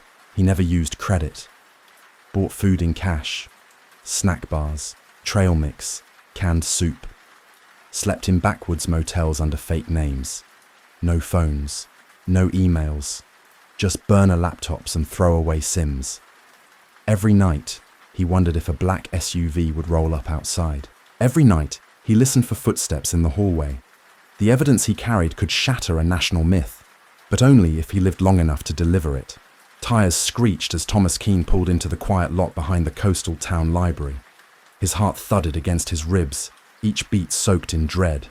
The pressure was constant now, an invisible weight gnawing at his nerves. Ever since the leak, it felt like eyes were everywhere. Sarah Voss had finally made contact the night before. Through a secure, end-to-end encrypted app, her message had appeared simple, urgent. "We need to meet. I can help verify the files. People in the alternative. Media space still trust me, somewhat. But time is running out." Keene had hesitated. Meeting in person was dangerous. Every footstep left a trace. Every camera a possible witness. But what good were these documents if no one believed them? If they remained floating rumors on obscure forums, the mainstream would bury them without a second thought. Verification was everything. They agreed on a quiet rendezvous after hours at the local library. Public, but quiet. No cameras inside. Enough shadows to hide in, but a setting formal enough to avoid suspicion. As Keene pulled into the parking lot, his pulse surged. An unmarked grey sedan sat idling 2 rows down, engine humming softly. The windows were tinted, too dark to see inside. Keene's gut twisted. Could be nothing. Could be everything. He didn't stop. Circled the block. No movement. He drove past again. Still no sign of pursuit. Just a parked car, maybe. Muttering a curse under his breath, he parked across the street and walked in, hands shoved into the pockets of his hoodie, shoulders hunched. Inside, the library was dim. The overhead lights buzzed faintly. The scent of old pages and floor, polish lingered in the air. A tall woman stood near the philosophy shelves, arms crossed over a weathered leather jacket. Her eyes caught his. Calm, focused. She'd seen his picture, grainy and overexposed on government watch lists. She extended her hand. "Thomas," she asked, her voice low. He nodded. "I believe you," Sarah said. "The official story. It's always had cracks. Let's go through this. Let's build something they can't ignore." They sat in the far corner, where the shelves blocked any direct view. Keane pulled a small USB drive from his pocket and slid it across the table. "This version is more complete than what got out," he whispered. "Includes direct memos, stand-down orders, contractor payoffs, altered flight data, and emails labeling the hijackers as assets gone rogue." His voice trembled. "They didn't just let it happen, Sarah. They used it, maybe even designed it, for war, for profit, for control." She swallowed, stunned. Her hands trembled slightly as she plugged the USB into her laptop. Lines of text filled the screen. She scanned quickly. Memos, financial codes, a chilling header. Operation Silence. "Oh my God," she murmured. This is explosive." "But we can't just dump it online," she continued, already thinking aloud. "They'll block it, discredit it, call it AI faked. We need something louder, bigger, a platform that can't be ignored, maybe a rogue anchor or a live event, broadcasted too widely, too fast for them to kill it." Keane nodded, breath shallow. A noise at the front door made them both freeze, a muffled scuffle. The door creaked open. Sarah slammed her laptop shut. Keane stood instinctively, scanning for an exit. A shadow moved past the front windows, a tall figure in dark clothes, face obscured. Was it a curious passerby, or someone verifying they were there? They ducked behind a row of encyclopedias. Footsteps echoed across the tile floor. A long moment passed. Then, relief. The library's caretaker appeared, humming softly as he shelved books, utterly unaware. Keane peeked out the window. The dark figure had vanished. They didn't wait. Sarah and Keane parted with hushed words and a promise. Meet again in 48 hours near a major city. She had a possible lead on a local news station. Independent, barely surviving, maybe desperate enough to air what the big networks wouldn't touch. But if the Watchers caught wind of the plan, they wouldn't hesitate to stop it, and Keane knew what stopping it meant. That night, while holed up in a rundown motel under another fake name, Keane's burner phone vibrated. A message from an old friend, someone who'd once helped him decode FAA data from the leaked archives. "One of our guys is dead. Boat accident. It wasn't an accident. They're picking us off." Then nothing. Keane stared at the screen, nausea climbing up his throat. The Watchers weren't waiting. They were erasing the circle of trust, one name at a time. Anyone who could corroborate the documents was now a target. Out in the streets, the fallout had begun. Protests flared up in major cities. Some demonstrators demanded answers, waving signs reading "We were lied to." Others condemned the movement as disgraceful, saying it disrespected the memory of the victims. The country teetered between outrage and denial. The government responded swiftly, not with transparency, but force. Director Shaw appeared in a tightly controlled broadcast. No questions, no follow-up. "Domestic agitators spreading falsehoods," he said coldly, "will be held accountable. Conspiracy is not free speech." Behind closed doors, though, Shaw knew the danger. If even half of the public came to believe the leak was real, the system might fracture. Meanwhile, Sarah dug deeper into the files and uncovered something buried. A name whispered only in obscure briefings. The Saturn Files. A ledger. A detailed map tracing the post-attack money trail from public funds to clandestine entities. Bank accounts. Shell companies. The financial blueprint of 20 years of war profiteering. If they could find it and prove it, that ledger might end the debate for good. No speculation, no denial, just numbers and names, but time was bleeding away. Helicopters scoured highways. Black SUVs were spotted near rural gas stations. Roadblocks appeared overnight. Travelers pulled from cars, phones searched under flimsy pretenses. The country was no longer chasing a man, it was hunting a story. Keane kept moving, motel to motel, disguise to disguise. Hair dyed, posture changed. He could feel the margin of safety closing around him like a noose. Soon, he would have to stop running. Soon, he'd have to risk everything and step into the light, hoping the roar of truth would drown out the silence of fear. To keep him alive, Thomas Keane knew he had to stay ahead. Barely. What he didn't realize was how close the Watchers were to tightening their grip.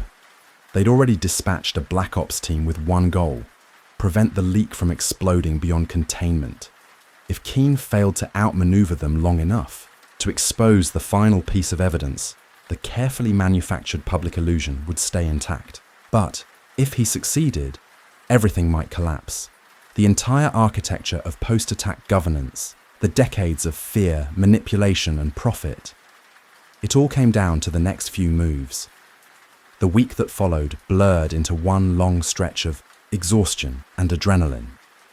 Keane stayed off-grid by day, always moving, switching burner phones, sleeping in random forgettable motels. By night, he met with Sarah Voss, the investigative journalist who'd risked everything to help.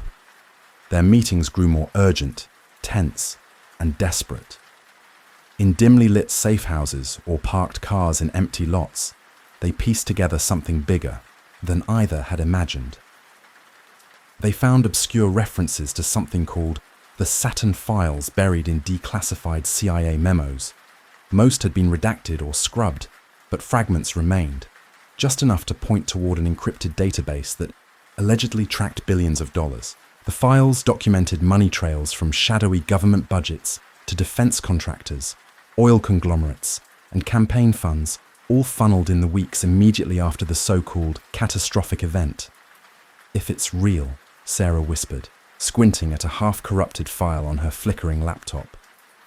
"This isn't just a leak. It's the entire blueprint for how they turned tragedy into empire." Keane leaned in. "This proves motive.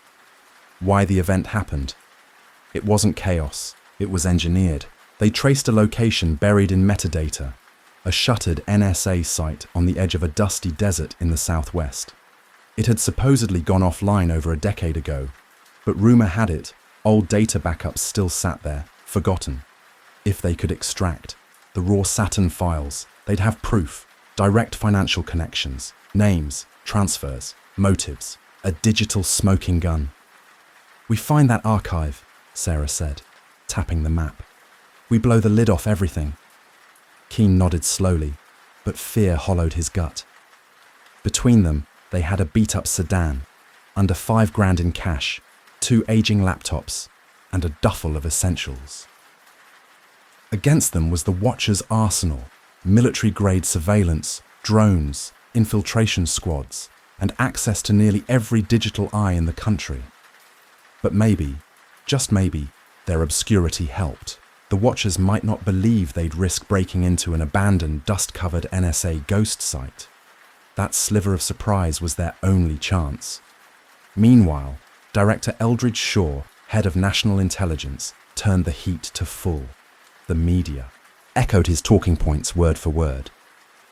A rogue ex-FBI analyst has released falsified documents designed to destabilize national security. The public, already dulled by fear, largely swallowed it. But not all. A vocal minority began to question the aggressive suppression, especially after several suspicious deaths. Individuals rumored to be linked to the leak surfaced in the news as tragic accidents. One was a data archivist found dead in his apartment, labeled a robbery gone wrong. But online sleuths pointed out his recent social media posts referencing the truth behind the attack. Hashtags like "Run Black Dust Truth" and "Stop Silencing Whistleblowers" started trending. Some city squares filled with protesters holding cardboard signs that read, "If it's fake, Why are they killing everyone who talks? The watchers cracked down harder. More arrests, more propaganda. Protesters were branded as rioters. Tear gas returned to the streets. But Keane kept his focus. If the Saturn files were authentic, they would reveal bank transfers, huge sums, from corporate boardrooms directly into the accounts of top officials. The same officials who had rushed through legislation post-attack, funneling obscene budgets into the military-industrial machine. No wonder they're willing to kill over this, Sarah murmured one night, staring at a spreadsheet with shaking hands. They used fake IDs and avoided highways, sticking to back roads and paying in cash. Every motel was a one-night stop. Keane drove mostly at night, tinted glasses and a cap shielding his face. Billboards began popping up with his photo. Wanted, Thomas Keane, up to $250,000 for tips. Each day felt like a gamble. One afternoon, deep in farmland country, a black SUV pulled into view behind them. Keane glanced into the rear view. "We've got company." Sarah's hands tightened on the wheel. "Hold on." She yanked the car off the road, veering onto a barely visible path between cornfields. The SUV followed. A window rolled down. Muzzle flashes. A tire exploded. Bang! Their car swerved, then skidded into a ditch with a crunch of metal and dust. They scrambled out and ran, dashing through rows of tall corn, hearts pounding. Bullets cracked nearby, slicing stalks. Then silence. The watchers didn't follow far, probably didn't want to risk a messy scene in broad daylight. They lay low for hours in the dirt, waiting. When night fell, Sarah finally spoke. "They're terrified we'll find it." Keane didn't respond. He didn't have to. The look in his eyes said it all. They weren't just running anymore. They were getting closer, and that scared the watchers more than anything else. Sarah's voice trembled as she spoke. "We're here." After days of paranoia, backroads, and motel shadows, they had finally reached the perimeter of the old NSA outpost. It sat alone, ringed by a rusting fence and guarded only by wind and time. Cracked asphalt split under dry weeds. A few broken warning signs, government property, no trespassing, hung askew. The place looked forgotten, dead, but that's what made it perfect. A graveyard for secrets. Under the dim wash of twilight, they circled the compound's edge. Near the northwest corner, they found what they were hoping for. A section of chain link cut loose, likely by scavengers years ago. Without a word, they slipped through, hearts pounding, flashlights off. The main building loomed in shadow. Its windows were boarded and broken. A coyote howled somewhere in the distance. Its cry carried on a thin metallic wind blowing through cracked vents. Inside, dust coated everything. The air was stale, heavy with insulation and old wires. Rows of cubicles stood abandoned, papers scattered, chairs overturned. Some had coffee mugs fossilized with mold. Keane swept his light across the hall. Looks like the apocalypse showed up and just walked away. Down a narrow stairwell, they found a sub-basement. Concrete walls, wires hanging like vines, racks of outdated servers blinked dimly in the dark. Just a few red LEDs still alive. "There's still power," Keane muttered, uneasy. "That's not right," Sarah frowned. "Emergency backup, maybe." Or they never left. They moved deeper. At the end of the hallway stood a sealed door, steel and faded white. "Server Vault." Archive 6 was stenciled across it. Sarah took out her phone. "I can try the bypass code from the files. If the firmware's old enough, it might still respond." It took 3 tries. Then a green light flickered, and with a heavy clunk, the door slid open. The vault was bigger than expected. Rows of servers lined the walls, humming faintly. Metal shelves held reels of tape and labeled boxes thick with dust. The air was cold, just enough climate control to keep things alive. They searched quickly. Names jumped out. Operation Cast Peak, Post-K-War roster, and finally, Saturn FSV. This is it, Sarah breathed. She tapped the label with a shaking finger. This is what they buried. They powered on the Saturn terminal and linked it to Sarah's laptop. The screen lit up slowly, prompting for root access.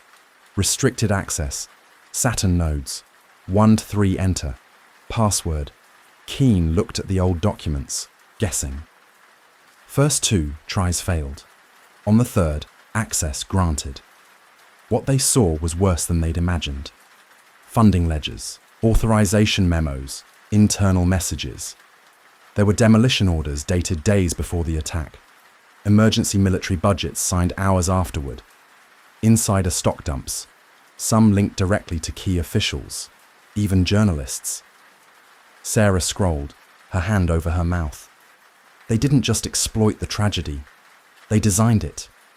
To create fear, to push wars, to feed billions into the arms economy. She paused. Look at this. Some of the attackers were flagged as known assets. They weren't stopped because they were meant to be the match. A silence fell over them, thick with betrayal. Then, footsteps. Upstairs. Heavy boots. Radio clicks. They were not alone. The Watchers, Keen said. They must have tracked the power spike. We have to move fast, Sarah said, unplugging her laptop and pulling out 3 external drives. Keen launched the data transfer. Files poured in, line by line. Sarah killed the lights and ducked behind the racks, drawing a small pistol. I'll cover you! Flashlights burst through the stairwell. The first Watcher descended fast, scanning. Gun raised. Gunfire cracked through the vault. Sparks flew from the racks as bullets slammed into them. Sarah returned fire, crouched behind a console. Keen kept typing, hooking the terminal to a portable satellite link. The upload bar crawled. 10%, 17%, 24%. Then a familiar voice echoed down the hall. Stop right there, Keen. It was Director Eldridge Shaw himself. You don't understand what you're doing, he shouted. His voice was raw, full of rage. You'll tear open wounds that were meant to be closed. The world needs this story to stay buried. Maybe you need it buried, Keen growled, fingers still flying over the keys. The rest of us need the truth. Gunfire resumed. Sarah cried out. She'd been grazed in the shoulder but stayed fighting, keeping them pinned. The upload ticked past 50%. Shaw barked another order. A soldier hurled something small into the room. Flashbang. Sarah yelled. Boom, white light, deafening shock. Keen dropped, dazed, ears ringing. Boots thundered in. One Watcher tackled Sarah, another pinned Keen. A third stomped the laptop. The screen cracked. The upload froze. 80%. No! Keen shouted, struggling under the weight. In a burst of panic and fury, he grabbed the broken laptop and smashed it into the guard's face. The impact knocked the man off balance, and miraculously, the screen flickered back. The Watchers scrambled to pull. Cables. One yanked hard. A bullet flew wild, hit a coolant pipe. Hissing steam burst out. A sudden heat wave rolled through the vault. The entire team paused. Too dangerous. Shaw stepped forward, his pistol aimed at Keen's chest. You can die here with your delusions, he said coldly, or vanish quietly. Either way, the truth dies with you. Keen stared him down. Behind Shaw, fire flicked from the wall. Something had sparked. An old fuse, maybe. Something overloaded. The hissing turned into a crackle. A dull boom echoed through the hallway. Flames raced across wires. Sarah crawled out from under a collapsed shelf, bloodied but alive. She reached Keen. He glanced at the screen. 8%. No, Shaw whispered, realizing. With shaking hands, Keen slammed the enter key. Transfer complete. Backup sent. A final chime. Success. Outside, a satellite link caught the signal. Data zipped into the cloud, encrypted and unstoppable. The Watchers froze. Too late. Furious, one raised a rifle and fired directly at Keen's chest. Everything went white. A final gunshot cracked through the chaos. Then everything went black. Keane collapsed, the light in his eyes flickering out just as the data finished. Uploading. The Watchers, those shadowy agents always 2 steps behind, yanked the cable from the server, but it was too late. The Saturn files had already escaped, funneled through encrypted tunnels to a secure node somewhere on the open web. Alarms blared. Sirens screamed. Red lights strobed through the bunker as heat waves pulsed off the walls. The facility had started to melt down from within, systems overloading, structural supports crumbling. Sarah Voss didn't make it far before an explosion sent her flying. A thunderous wave of air and dust flung her into a wall. She barely remained conscious as rough hands grabbed her, Watchers retreating into the smoke. Flames swallowed the subterranean lab. Dust choked the corridors. Somewhere beneath that hellish rubble, they believed Keane had died. But it didn't matter anymore. The Watchers had lost something bigger than a man. They'd lost control. Within hours, the Saturn files were everywhere. A digital flood surged across the internet, pushed by anonymous activists, whistleblowers, archivists, and rogue journalists. The data was mirrored again and again, across servers worldwide, as if the very spirit of truth refused to be silenced. Attempts to censor it were laughable. Government agencies scrambled to issue denials and initiate takedowns, but they were overwhelmed. The files were too many, too fast, too thoroughly seeded. And then people started reading. There were original documents stamped with the label Operation White Door, referencing a secondary program named Project Switchboard. Others contained chilling internal memos about filters, lists, and narrative management tools. But what hit hardest were the briefings that detailed strategic partnerships between officials and extremist groups. Deals made in backrooms to ensure the right kind of chaos happened on the right day. The attack had been planned, down to the timing of the news cycles. The files revealed how some high-level insiders debated what level of civilian casualties was acceptable for maintaining long-term control.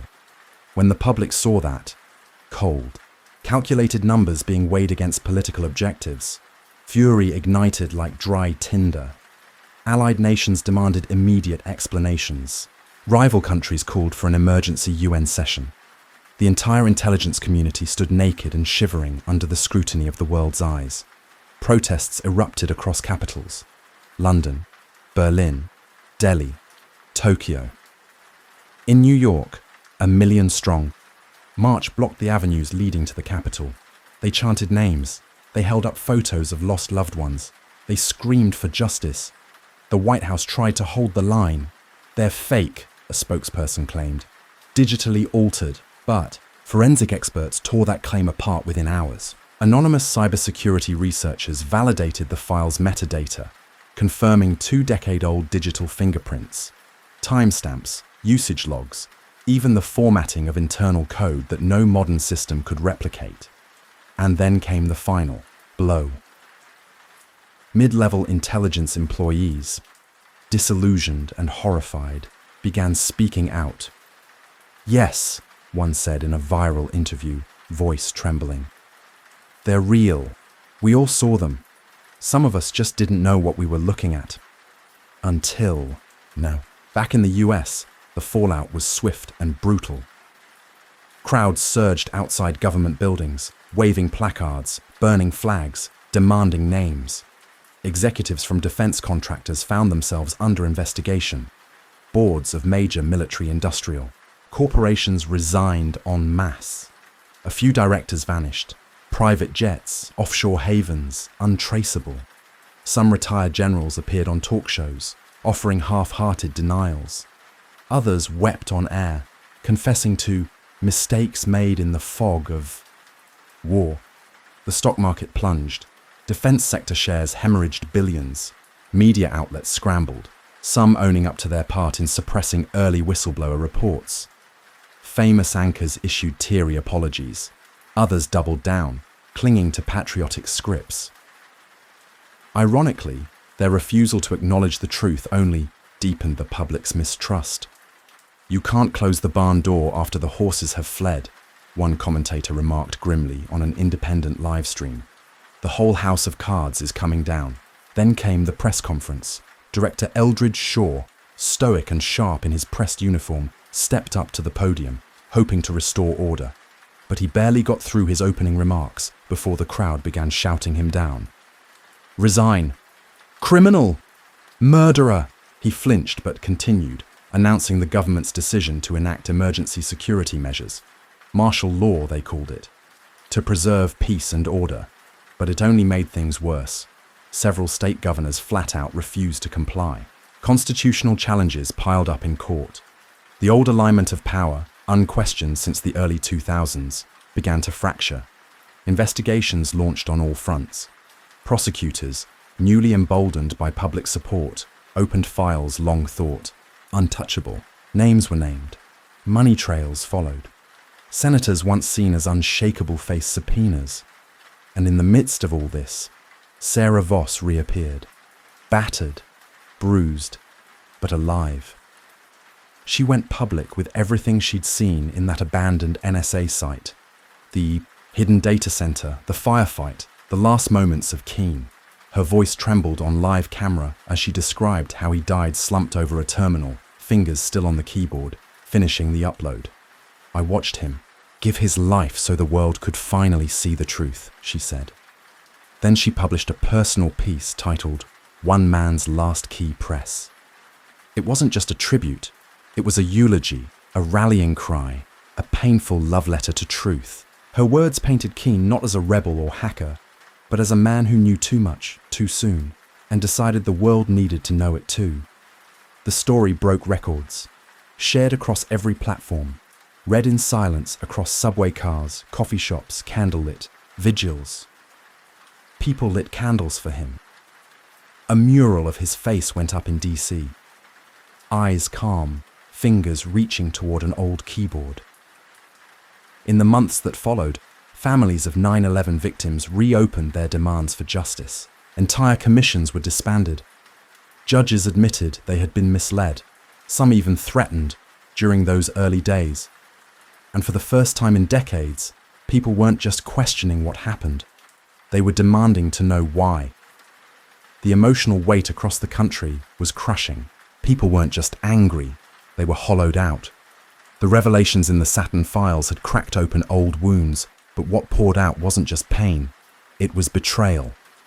For years they had grieved, honored, and rebuilt in the shadow of the 9/11 tragedy, only to now realize that what they'd been told, all those memorial speeches, national security justifications, foreign invasions, had been steeped in carefully managed lies. In homes, bars, classrooms, and churches, the questions circled like a phantom. How could fear have been turned into profit so easily? And how had so many good people let it happen? The shock wasn't limited to US soil. International allies who had once marched alongside the United States in the war on terror felt deceived. Some withdrew troops from contested zones.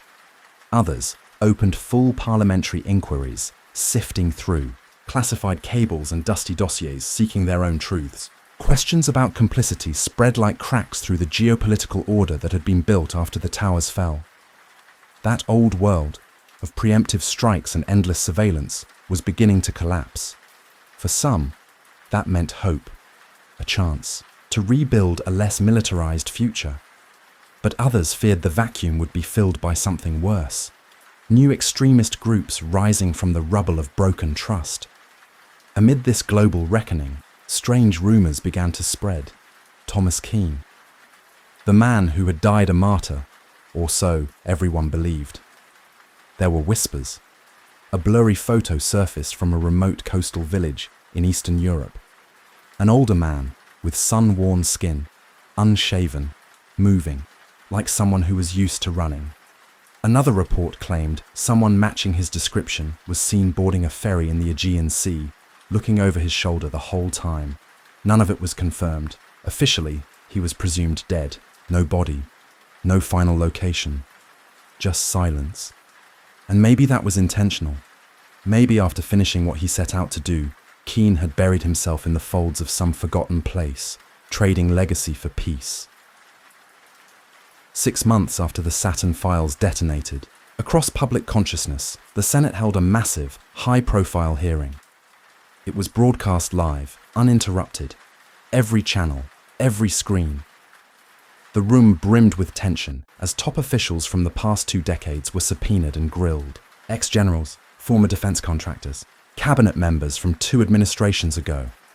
Some sat stone-faced, invoking national security. Others pled the fifth. A few, eyes downcast, offered partial confessions.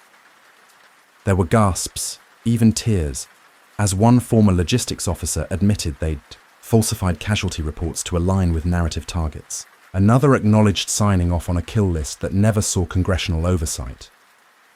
Indictments followed. Not all led to convictions. The system was too complex, the paper trails too carefully fragmented. But it didn't matter. The symbolic rupture was complete. Never again would a tidy official narrative go unquestioned. Meanwhile, Sarah Voss became more than a journalist. She became a voice. With mainstream networks still tangled in spin, she launched her own independent platform, False Skies.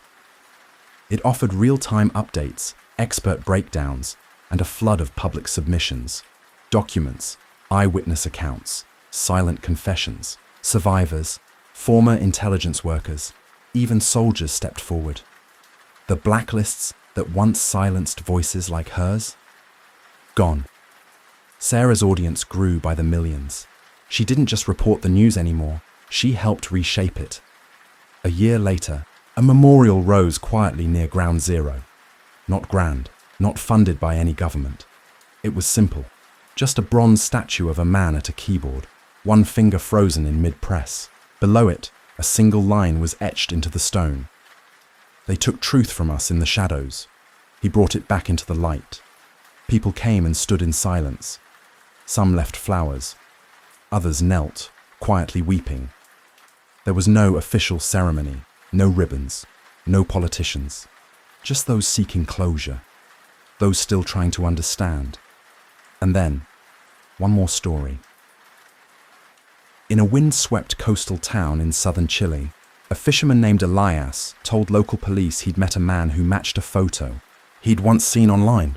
The man was quiet, eyes tired, skin weathered by the sea. His hands were calloused like someone who worked, not fought, just lived. He said he used to work for the government, Elias recalled. Said it cost him everything. Said illusions are heavy things to break. The stranger stayed only 2 days. At sunrise on the 3rd, he was gone, leaving behind nothing but a battered flash drive, sealed in a sandwich bag. Its contents, encrypted. No one's cracked it yet. If it was keen, it seemed he'd made his choice. The world could carry the weight of truth now. He was finished with it. Across America and the globe, trust in institutions remained deeply shaken. Families who once waved flags in reverence now looked at them with suspicion. Some burned with anger. Others clung to cautious hope that maybe, just maybe, this disaster would birth a new kind of transparency. In the darker corners of the internet, conspiracy forums buzzed. Are the watchers still out there? Have they gone deeper underground? Are new false flags already being planned? No one knew for sure, but one thing was certain. The greatest deception of the modern era had been exposed, and in the center of it all, one name remained carved into the cultural memory like a scar. Black Dust, a code name once buried in silence, now stood as a symbol of resistance. Of truth, once unleashed, refusing to be chained again. In the hush that followed all the screams, the collapse, the questions, came one undeniable truth. They used fear to shape the world. But one day, fear lost. The truth soared free. And the illusions that had cloaked the skies for 2 decades shattered in a single day. Some say it was all fiction. A myth based on scraps of classified data that slipped through cracks never meant to open. But tonight, we look into those cracks. Tonight we explore the darkest corridors of experimentation, shadow governments, and the thin walls between this world and something else. Daniel Cross shot upright in bed, chest heaving. The sheets beneath him were soaked in sweat, twisted around his legs like restraints. His hands trembled. The dream had returned, sharper this time. Blue lights pulsing in underground tunnels. A cold metal chair bolted to the floor. Leather straps biting into his wrists. And the voices, always the voices, echoing from behind. Glass. Subject 17 demonstrates exceptional receptivity. Neural amplitude increased by 30%. His bedroom was dark, except for the television. It shouldn't have been on. He was sure he'd turned it off, but now it buzzed with static, grainy. Grey snow dancing across the screen, and beneath that static, just barely below the threshold of hearing, came a sequence of tones, a strange, rhythmic hum. Familiar. Daniel stared, then, slowly, got out of bed, because he remembered that sound. Not from dreams, from somewhere else. Something about it tugged at the edges of Daniel's mind, like invisible fingers trying to pry open a door that had been locked for years. He stumbled out of bed, his breath shallow, and walked toward the flickering television screen. The static crackled in the darkness, casting pale light across the room. But within the chaos, within that shapeless noise, shapes began to emerge. Geometric patterns, lines and circles, sharp angles, symmetry that had no business existing in random static. He stared harder. His own reflection in the glass wasn't quite right. It was his face, yes, but slightly off. The eyes were a little too wide, too alert, watching him, not as a reflection, but as if someone else were on the other side of the screen. His lips moved before he could think. Delta Protocol 17. The words slipped out like they'd been waiting there all along, locked in some dusty vault of memory. As soon as he spoke them, the static began to warp. It pulsed, whined. The screen shimmered as though boiling from the inside out, and the hum rose to a sharp electric whine that made his teeth ache, his fillings buzz. Then, total silence. The screen went black. Daniel stood frozen in the sudden dark. His hands trembled at his sides, and only then did he notice. His cheeks were wet. Tears had streamed down without him realizing. He wasn't even sure why. By morning, he convinced himself it had been a dream, a vivid, bizarre nightmare, born from too much overtime and too little sleep. He shook it off, made coffee, went about his routine. But as he leaned over the bathroom sink, brushing his teeth, something caught his eye in the mirror. Behind his left ear, just beneath the hairline, a red mark, perfectly circular, like a tiny puncture that had healed long ago. He touched it. No pain, no memory of how it got there. In the days that followed, the dreams came more frequently. Always the same, a sterile underground facility, fluorescent lights, humming overhead, men and women in lab coats whispering behind clipboards, a chair in the center of the room bound with cruel leather restraints, tests, endless tests, measuring something he could never remember once awake. In the dreams, he was younger, 11, maybe 12 years old, and always, just beyond the glass windows of the lab, stood a massive radar tower, its strange silhouette, rising against a dark, storm-choked sky. The image burned itself into his mind. He started sketching it on napkins, the backs of envelopes, even post-its at work. When he wasn't writing security code for a defense contractor, Daniel found himself, hunched over his desk, obsessively redrawing the tower from every possible angle. His apartment walls became a patchwork of sketches. The curved coastline behind the tower, strange symbols surrounding it, and the tower itself, stark, monolithic, watching him. It didn't take long before his colleague Martin noticed. "You look like hell, Dan," he said one day over lunch, frowning as he unwrapped his sandwich. "You sleeping at all?" Daniel hesitated, picking at his salad. "Not much. Weird dreams." "About what?" Daniel looked up slowly. "A facility. Tests. A radar tower near the ocean. It's always the same." Martin froze mid-bite, his plastic fork hovering in the air. What kind of tower? I don't know. Big, Cold War era maybe? Wide base, mushroom-shaped top. I think it's called an FPS 35. Martin blinked. That's oddly specific for a dream. I know. Daniel's voice lowered. But here's the thing. Sometimes, when there's static on the TV, I hear something. Not voices exactly. More like a beacon. Martin set down his fork, staring at him. What kind of beacon? I don't know. It doesn't say anything. It just pulls. Martin leaned in, his voice cautious. You ever heard of Camp Hero, out in Montauk? The name hit Daniel like a jolt of electricity. His breath caught in his throat, and the ceramic coffee cup slipped from his numb fingers. It shattered on the linoleum floor. Jesus, you okay? Martin jumped up, stepping back from the spreading puddle. Daniel didn't answer. He just stared through him, eyes distant. I need to go there, he whispered. Montauk. The drive to Long Island took just over 4 hours. But to Daniel, it felt like peeling back the layers of time itself, as if each mile undone some deeper part of him. As he crossed into Montauk Township, a strange pressure began to build behind.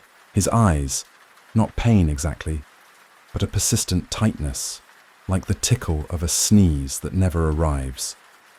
The roads narrowed. Tall pines crowded close to the pavement.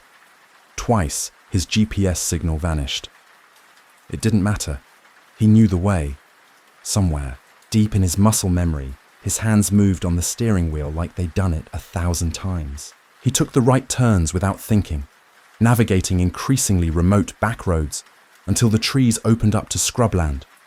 Beyond it, the Atlantic shimmered beneath a pale June sky. And there it was. The tower, just like in his drawings. Exactly like it. The massive FPS 35 radar installation loomed over the cliffside, its bulbous head like a sentinel watching the sea. Beneath it sprawled the remains of Camp Hero, rows of squat, concrete bunkers, long-abandoned buildings half swallowed by vines and salt air. The sign at the entrance read, Camp Hero State Park, a relic of history, a Cold War ghost. But Daniel noticed the details others might miss. The fence, too new. The cameras, too clean. Someone was still watching this place. He parked in the nearly empty lot, stepped out into the warm sea breeze, and approached the visitor center, a squat, peeling military building converted into an office. A park ranger sat inside, bent over a crossword puzzle. She didn't look up. Closing in an hour, she said flatly. Daniel stood in the doorway, breathing in the salt and dust. His skin prickled. I won't be long, he said softly. But even as he said it, he wasn't sure it was true. I was wondering what you could tell me about the history of this place, Daniel asked, trying to keep his voice steady, though his heart thudded painfully in his chest. The park ranger, a middle-aged woman with sun-weathered skin and a tight ponytail, didn't look up from her crossword. Standard Cold War radar installation, she said, flipping a pamphlet across the counter without enthusiasm. Decommissioned in the early 70s. Self-guided tour maps in there. Stick to the marked trails. Daniel picked up the pamphlet, barely glancing at it. What about the underground sections?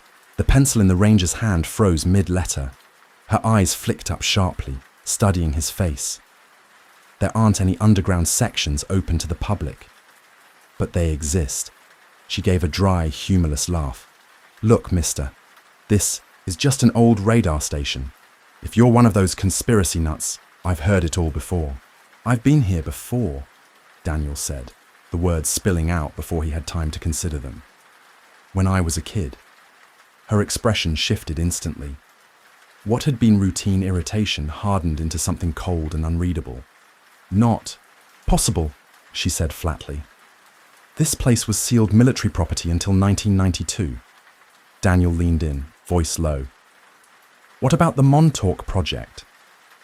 For a moment, the temperature in the room seemed to drop, The ranger slowly set her pencil down and reached for the phone beside her. "Park's closing early today," she said, eyes locked on him. "You need to leave." "I just have a few questions," Daniel said, his tone pleading. Her finger hovered over the keypad. "Or I call security." Daniel backed out, the pamphlet still clutched in his hand. As he pulled out of the parking lot, his eyes caught movement in the rearview mirror. A black SUV was pulling in. Government plates. The man in the passenger seat raised a phone and took a picture of Daniel's license plate as they passed. He didn't leave. Instead, Daniel drove to the nearby public beach that bordered the old base. The sun was already dipping low, casting the Atlantic in shimmering gold and pink.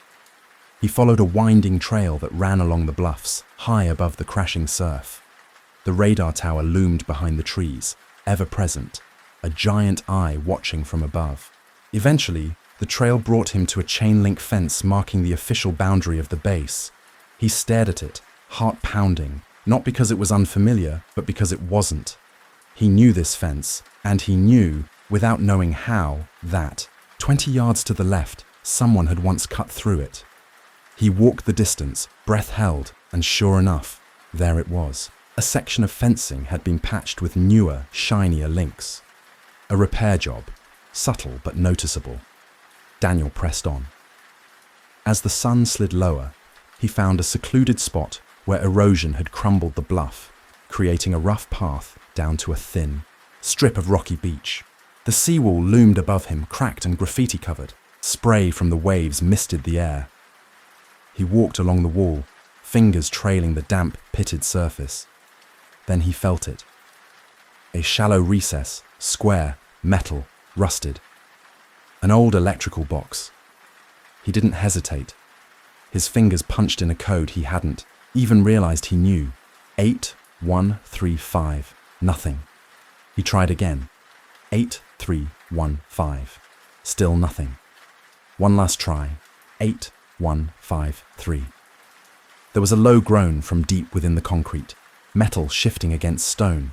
A section of the seawall, nearly invisible, slid inward a few inches. Daniel pushed. The slab swung open with a mechanical shudder, revealing a narrow black passage carved into the earth. A wave of musty, electric-smelling air hit him in the face. Mildew, ozone, and something else. Something sharp and synthetic. The scent triggered a violent flood of déjà vu. He turned on his phone's flashlight and stepped inside. The tunnel sloped downward steeply. The initial concrete gave way to walls of rough-hewn stone, damp and glistening. Water dripped somewhere ahead, in rhythmic intervals. He moved slowly, the beam from his phone bouncing across the corridor. But he wasn't navigating with sight alone. His feet, his muscles, some ancient part of his mind remembered this path. 50 yards in, the tunnel opened into a chamber. Rusted shelves leaned precariously in the corners. Collapsed equipment lay scattered across the cracked floor. Pipes ran, along the ceiling like skeletal ribs. It looked like an old maintenance room, but Daniel knew that wasn't its original purpose. He swung the light to the far wall. There, hanging crookedly from rusted hinges, was a heavy metal door. It was ajar, and behind it, nothing. Not just darkness, but an absence of light. A black so thick it seemed to absorb the beam from his flashlight. As he stepped toward it, a wave of dizziness overtook him. His legs trembled, and then came the images. Flashes of memory, like glass shards stabbing through his mind. Children in pale hospital gowns, IVs taped to their arms. Scientists murmuring behind clipboards. A massive chair surrounded by humming machines, wires and sensors and needles. And always, the tests. Focus on the light, Daniel. Tell us what you see through the gateway. His phone slipped from his hands and clattered to the concrete floor. The light spun wildly before dying out. The last thing Daniel saw before everything went black was a symbol scratched into the metal door. A triangle, intersecting perfectly with a circle. Then, nothing. He woke up on the beach. Cold waves lapped at his feet. The sun had disappeared beyond the horizon. The sky above him was scattered with stars, bright and sharp. He sat up slowly, sand clinging to his skin, heart pounding with the echo of whatever had happened underground. His phone was gone. The seawall stood silent, undisturbed. But he remembered, and the mark behind his ear throbbed gently, as if it, too, remembered. His clothes were soaked, clinging to his skin with the chill of seawater, though he had no memory of stepping into the ocean. His phone was missing, and most disturbing of all, the entrance in the seawall was gone, not sealed, gone, as if it had never existed in the first place. Daniel stumbled to his feet, heart hammering against his ribs. He was dizzy, breath shallow, a metallic taste in his mouth. He looked at his watch. It was just past 9 p.m. But the date was wrong. According to the display, 3 days had passed. Gone. Erased. He blinked hard, hoping it was a glitch. It wasn't. The drive, back to his apartment in Connecticut, felt unreal. Like he wasn't the one behind the wheel. The highway stretched endlessly ahead, carved through the dark like a tunnel. Streetlights flared and fell away. The rhythmic sweep of headlights was hypnotic, lulling him into something between waking and sleep. And his mind, God, his mind wouldn't stop. It spun with pieces of memory that didn't belong to him. But somehow, they felt more real than memories of his own life, more vivid than his college graduation, more solid than the memory of his first job. These were images he knew, though he had no idea how. He remembered a chair. They called it the MTO chair. It wasn't just a chair. It was a monstrous machine, a Frankenstein fusion of salvaged alien technology and Tesla-inspired circuits. It pulsed with power, buzzed with energy, and he remembered the moment they turned it on, while he was strapped inside. It felt like something yanked his consciousness out through the crown of his skull, pulled it like a thread across dimensions. His body had stayed behind, but his self had unraveled into something terrifyingly vast. And then came the worst part. He remembered what they made him do. Back in his apartment, Daniel couldn't sit still. He paced the floor until dawn, a pen gripped tight in his hand, scribbling madly, into an old spiral notebook, every name, every detail that surfaced. He wrote them down as fast as they came. Dr. Marcus Bennett, the project lead, ice blue eyes, spoke like every word had been pre-approved by a government censor. Cameron Hayes, military liaison, reeked of cheap cologne and chain-smoked Marlboros like they were medicine. Preston Nichols, a quiet technician, seemed out of place, the only one who ever smiled, the only one who sometimes handed candy bars to the younger kids when no one was watching. That last name, Preston Nichols, stuck in Daniel's brain like a splinter. It felt important. As sunlight broke across the windowsill, Daniel called, in sick to work. Then he drove to the nearest public library. The librarian, a woman in her 60s with grey-streaked hair and wary eyes, looked confused when he asked, "Do you have anything on the Montauk project?" After a pause, she pointed him toward the small conspiracy theory section.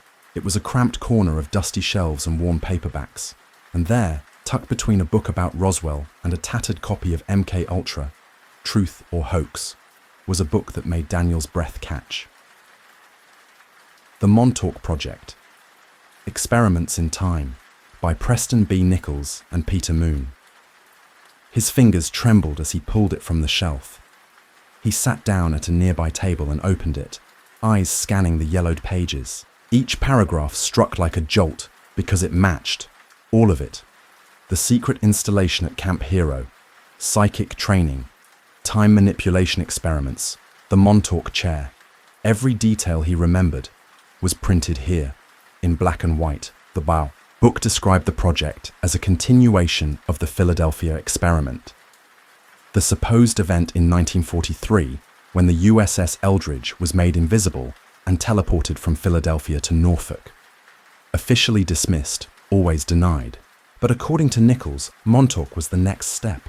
There was even mention of an incident in 1983, a disaster that supposedly shut the project down, something called the Beast, a psychic construct born of someone's mind and made flesh. It had broken free during one of the experiments, rampaged through the facility until they cut the power and shut everything down. But Daniel knew better. It hadn't ended. It had simply gone deeper underground. The technology was too valuable, the knowledge too dangerous to destroy, so they'd broken it apart, scattered it across other programs, hidden it under new names. That night, Daniel returned home with the book in hand and sat staring at his bedroom closet. His heart began to race. There on the top shelf was a locked metal box.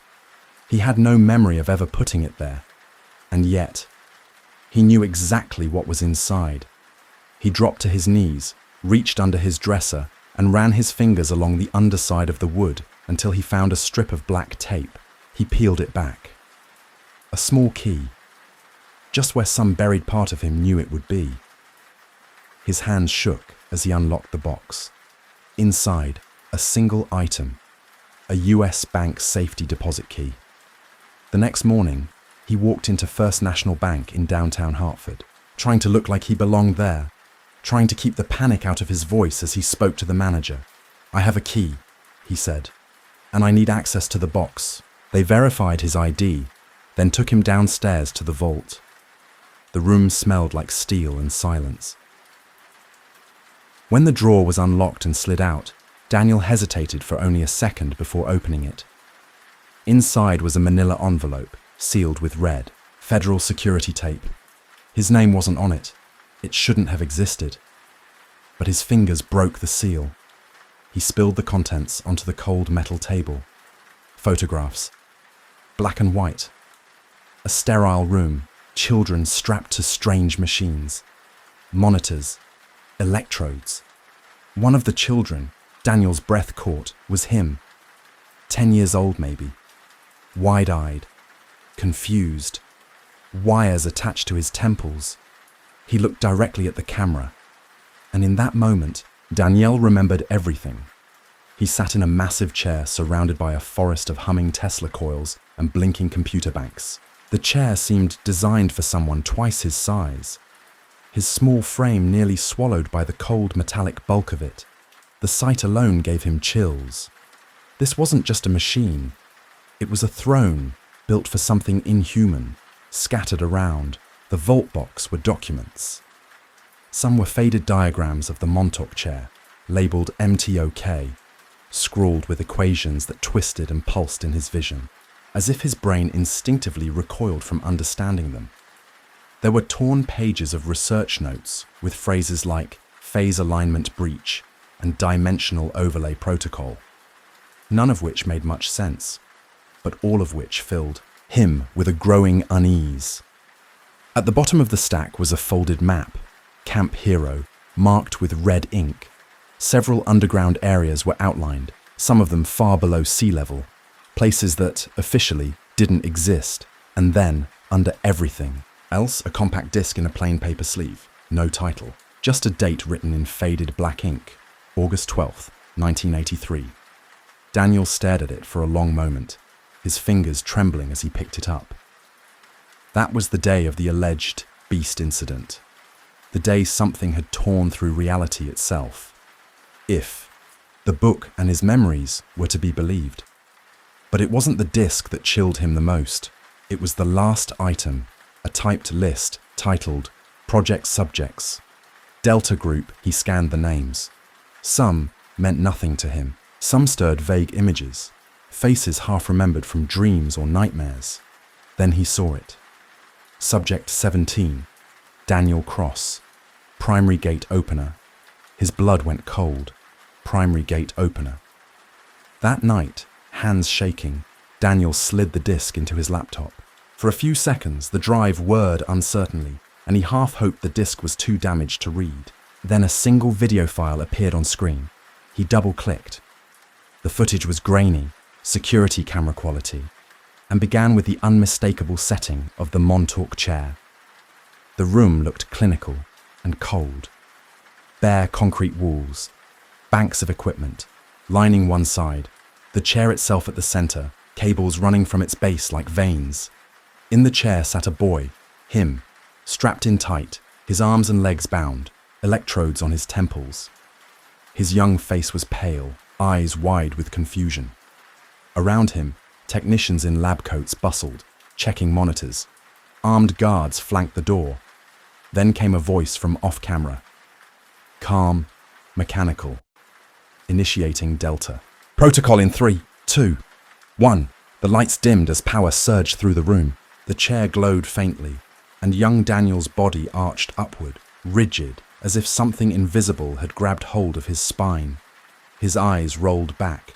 A low electrical hum filled the room. Sparks shot from the machines. Monitors flashed warnings. Some of the scientists stepped back. And then, at the center of the room, directly above the chair, the air tore open. Not metaphorically, physically, as if space had been ripped like paper. A gaping, writhing void opened mid-air, black as tar, and somehow alive. It pulsed. It breathed. It loomed. And something inside it began to emerge. The camera shook violently, distorting with static as the image scrambled. When the feed stabilized, the room was chaos. People ran, screamed. Equipment exploded in showers of sparks. Blood streaked the walls. The guards fired their weapons into the void, but it swallowed bullets like mist. At the edge of the frame, just visible through the static, was something wrong. A creature, a structure, a mass of shifting geometries and impossible angles. It didn't move right. It didn't even exist right. Looking at it made Daniel's head ache.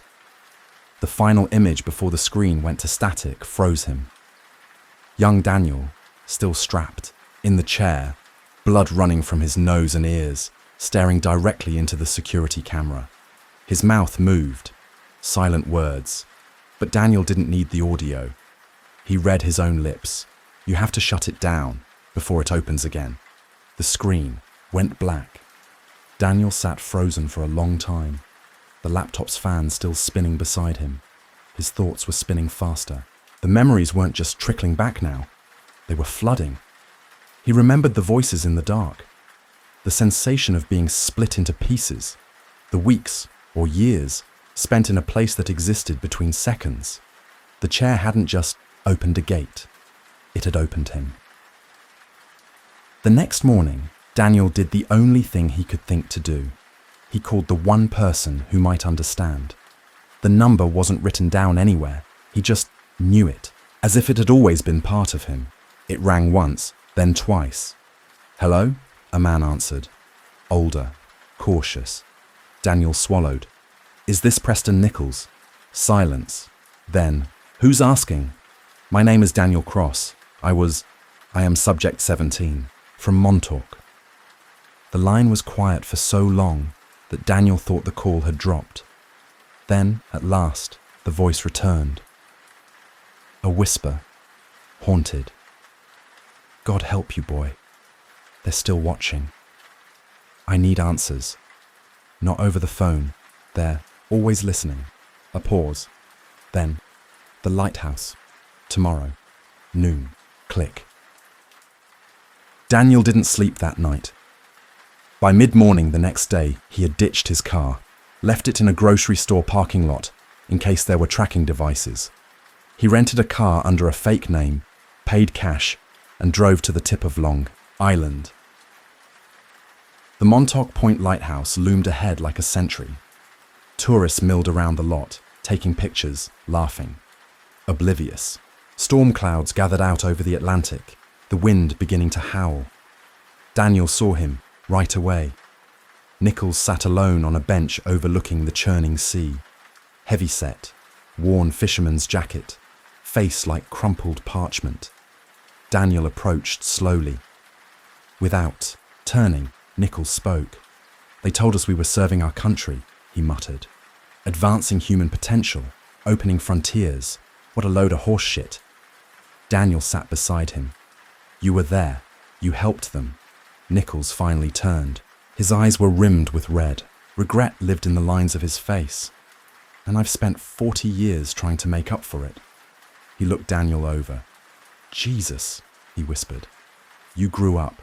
Last time I saw you, you were just a skinny kid, Too much power in your head. Too much noise. What did they do to me? Daniel asked, barely above a whisper. Nichols sighed, reached into his coat, pulled out a pack of cigarettes. His hands shook as he lit one. You were different, he said. Even among the sensitives, he exhaled smoke into the wind. You weren't supposed to survive that protocol. But you didn't just survive. You opened the gate. You brought something through. And you left part of yourself on the other side. Daniel felt sick. Can I stop it? Nichols didn't answer right away. His gaze drifted out over the stormy horizon. That's the thing, kid. I don't think it ever really closed. Most of the other children could pick up impressions, read thoughts, maybe move small objects on a good day. But you were different. Nichols stared at the churning ocean as he spoke, voice brittle with age and memory. You could create doorways. Daniel swallowed hard. Doorways to where? Nichols turned to look at him, cigarette smoke curling from his lips. That was always the question, wasn't it? At first they thought it was just about remote viewing, seeing things at a distance, standard psychic surveillance stuff. But some of you kids could do more than see. You could reach. And me? Daniel asked. You could open, Nichols said quietly. You could create gates, and others could step through. He took a long drag, held it, exhaled slowly. They started small, one room to another in the facility. Then they pushed it, moved through time, minutes at first, then hours, days. By 82, you were stepping through to places we didn't recognize, places that weren't on any map. Daniel's mouth went dry. The beast, he whispered. Nichols froze. His face lost what little color it had. So, you do remember. I found a recording, Daniel said. I saw what came through. The old man crushed his cigarette against the bench with more force than necessary, as if trying to snuff out something deeper. What came through, he said slowly, wasn't from another place on Earth. Not another time either. It was elsewhere, a reality that operates under laws we don't even begin to understand. Daniel's head throbbed, images flickering just beyond reach. How many people? 16, Nichols cut in. Gone before we could shut it down. Some were taken, some disintegrated. And that thing, it didn't die. It just folded itself back into dimensions we can't see, can't touch, but it's still there. Daniel closed his eyes, his heart hammering. They shut the project down after that, right? Nichols snorted bitterly. Officially, yes. Montauk was terminated. Camp Hero sealed up. Public story tied off with a bow. But you already... No, that's not the whole truth. He fixed Daniel with a piercing stare. They moved deeper underground, broke the operation into compartments, changed names, changed funding streams. But the work continued. Daniel opened his eyes, confused. I don't remember any of that. After the day of the beast, it's blank. I have a whole life, school, college, a job, a normal past. Artificial, Nichols said. Crafted memories, the best MK Ultra had to offer, combined with chemical suppressants, identity reinforcement, even dream layering. Daniel blinked, stunned. They built you a new life, brick by brick. Nichols looked around, suddenly uneasy. But that doesn't just break down on its own, he added. So the real question is, why are you remembering now? Daniel opened his mouth to respond, but everything around him twisted. The sky above shimmered like oil on water. The lighthouse blurred, and for a brief second, the scene overlapped itself. A double exposure. The same bench, same ocean, but bathed in clear blue daylight. Nichols now wore different clothes. The scene flipped back and forth. One reality, bleeding into another. It's happening again, Nichols said, but his voice echoed strangely, as if spoken from two throats at once. The temporal distortions are getting worse. Daniel clutched the bench as nausea twisted through his gut. His vision shimmered with overlapping timelines. What's happening to me? Your connection to the MTO K-chair, Nichols said, leaning in. It was never fully severed. It just went dormant, like a live wire buried in your subconscious. His face flickered. Old, then young, then old again. His voice stayed steady. Listen to me. There's an access point, one they never sealed. Bunker 14, near the old power station. The equipment is still there. You need to... The air bent around them, rippling like water struck by a stone. Daniel cried out, clutching his head as pressure built behind his eyes. When the distortion passed, Nichols was gone. In his place stood a teenage boy in a vintage Camp Hero security uniform. His name tag read P. Nichols. But the voice that came from the boy's mouth was unmistakably the old man's. "Find the failsafe before it's too late," the young version said, unaware of his changed appearance. "They're trying to recreate the conditions from '83, but they don't understand. The membrane's thinner now, the barrier between worlds. It's cracking." Daniel stared in disbelief. The boy flickered again, and was replaced by the aged Nichols. His weathered hand gripped Daniel's forearm. "Go back to Camp Hero. Find Bunker 14. Destroy the chair. If they activate it again..." Another wave surged through the air. When it cleared, Daniel was alone. The bench beside him was empty. A family passed by, children giggling, their parents taking selfies against the lighthouse backdrop. They spared Daniel a glance, frowning at his pale face and shaking hands. That night, Daniel returned to Camp Hero under a moonless sky. He parked off-road and trekked the rest of the way, keeping to the tree line. The perimeter fence, once lined, with razor wire and motion sensors, was rusted and bent. He slipped through easily. He remembered where the blind spots were in the security grid, echoes of his past life guiding his feet. The ranger station was dark and empty, no signs of life. Through crumbling paths and overgrown roads, he made his way through the base. Every step brought back clearer memories. The scent of oil, the hum of distant generators, the cold fear in the back of his throat. The power station loomed in the distance, a decaying giant. Its turbines hadn't moved in decades. Behind it, half buried, in vines and sand, stood a squat concrete structure. Stenciled on the front, nearly worn away by time and weather, were 3 fading characters. The rusted metal door hung slightly ajar, its lock clearly broken, and not long ago, scratches around the latch suggested someone had forced their way in with purpose. Daniel hesitated, tightening his grip on the flashlight. Its narrow beam cut through the darkness as he stepped inside. A metal staircase spiraled downward into the gloom. The further Daniel descended, the more the air changed, cooler, damper, laced with something faintly metallic, like ozone after a lightning strike. The concrete walls gradually gave way to raw bedrock, jagged and wet with condensation. The beam of his flashlight quivered slightly in his hand, though he wouldn't admit he was shaking. At the bottom, a long corridor stretched forward, swallowed by darkness. As Daniel stepped into it, strange distortions began to ripple at the edge of his vision. The floor beneath his boots flickered, linoleum tiles 1 second, raw concrete the next. The sterile hum of fluorescent lights echoed faintly, though the fixtures above him were shattered and dark. Then, like a scene bleeding through time, the hallway around him transformed. For a moment, it was alive, brightly lit, filled with bustling, technicians in white coats and uniformed guards. He heard their voices, snippets of conversation from decades ago, technical jargon, nervous laughter, commands shouted over radios.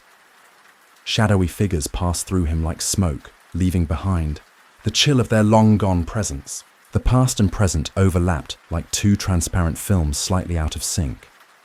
At the end of the hall stood a massive vault door, partially open.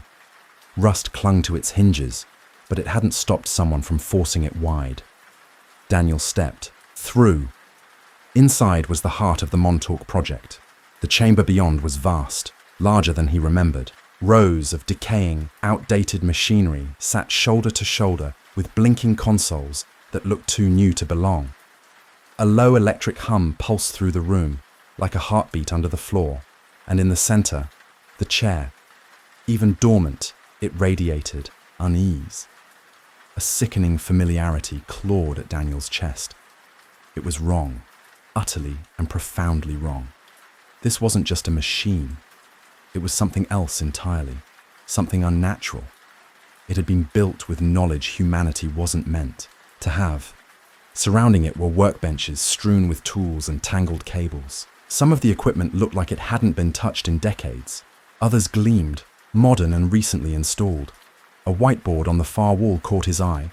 It was covered in complex equations, arrows, symbols, and a countdown. According to the board, something significant was scheduled for tomorrow night. Daniel stepped closer to the chair. As he did, something shifted inside him. It felt like his mind split in two. He was standing there, an adult, and he was strapped to the chair, a child again. Both timelines existed, overlapping. Two versions of himself occupying the same space, the same memory. He remembered the cold straps around his wrists, the sterile smell of the room, the way his heart had pounded in terror. "Good morning, Daniel." The voice echoed from behind and from within, his memories, present and past. Daniel turned slowly. Dr. Bennett stepped from the shadows. His hair had turned silver, but his eyes were unchanged. Cold, sharp, predatory. Exactly the same pale blue that had haunted Daniel's dreams. "You," Daniel breathed, his voice catching in his throat. You're still running this? Did you think we'd just walk away?" Bennett's voice was calm, casual, almost amused. "After what you showed us was possible?" He circled Daniel, hands clasped behind his back like a professor inspecting an exhibit. "This is the most important scientific breakthrough in human history." "You don't understand," Daniel said, backing away. "You think you do, but you don't. You have no idea what you're playing with." Bennett gestured to the array of upgraded tech around them. "On the contrary, we understand more now than we ever did. We've had 40 years to study the data, to improve the design. The incident in '83 killed 16 people," Daniel snapped. "A temporary setback," Bennett said, unfazed. "Progress requires sacrifice." His voice dropped an octave. "And now you've returned, right on time. Just as the models predicted, the prodigal son, drawn back." Daniel took another step backward, inching toward the chair, but this time not out of fear. He had come to end this, to destroy it. "I came to shut it down," he said. "No, you came because you're still linked to it.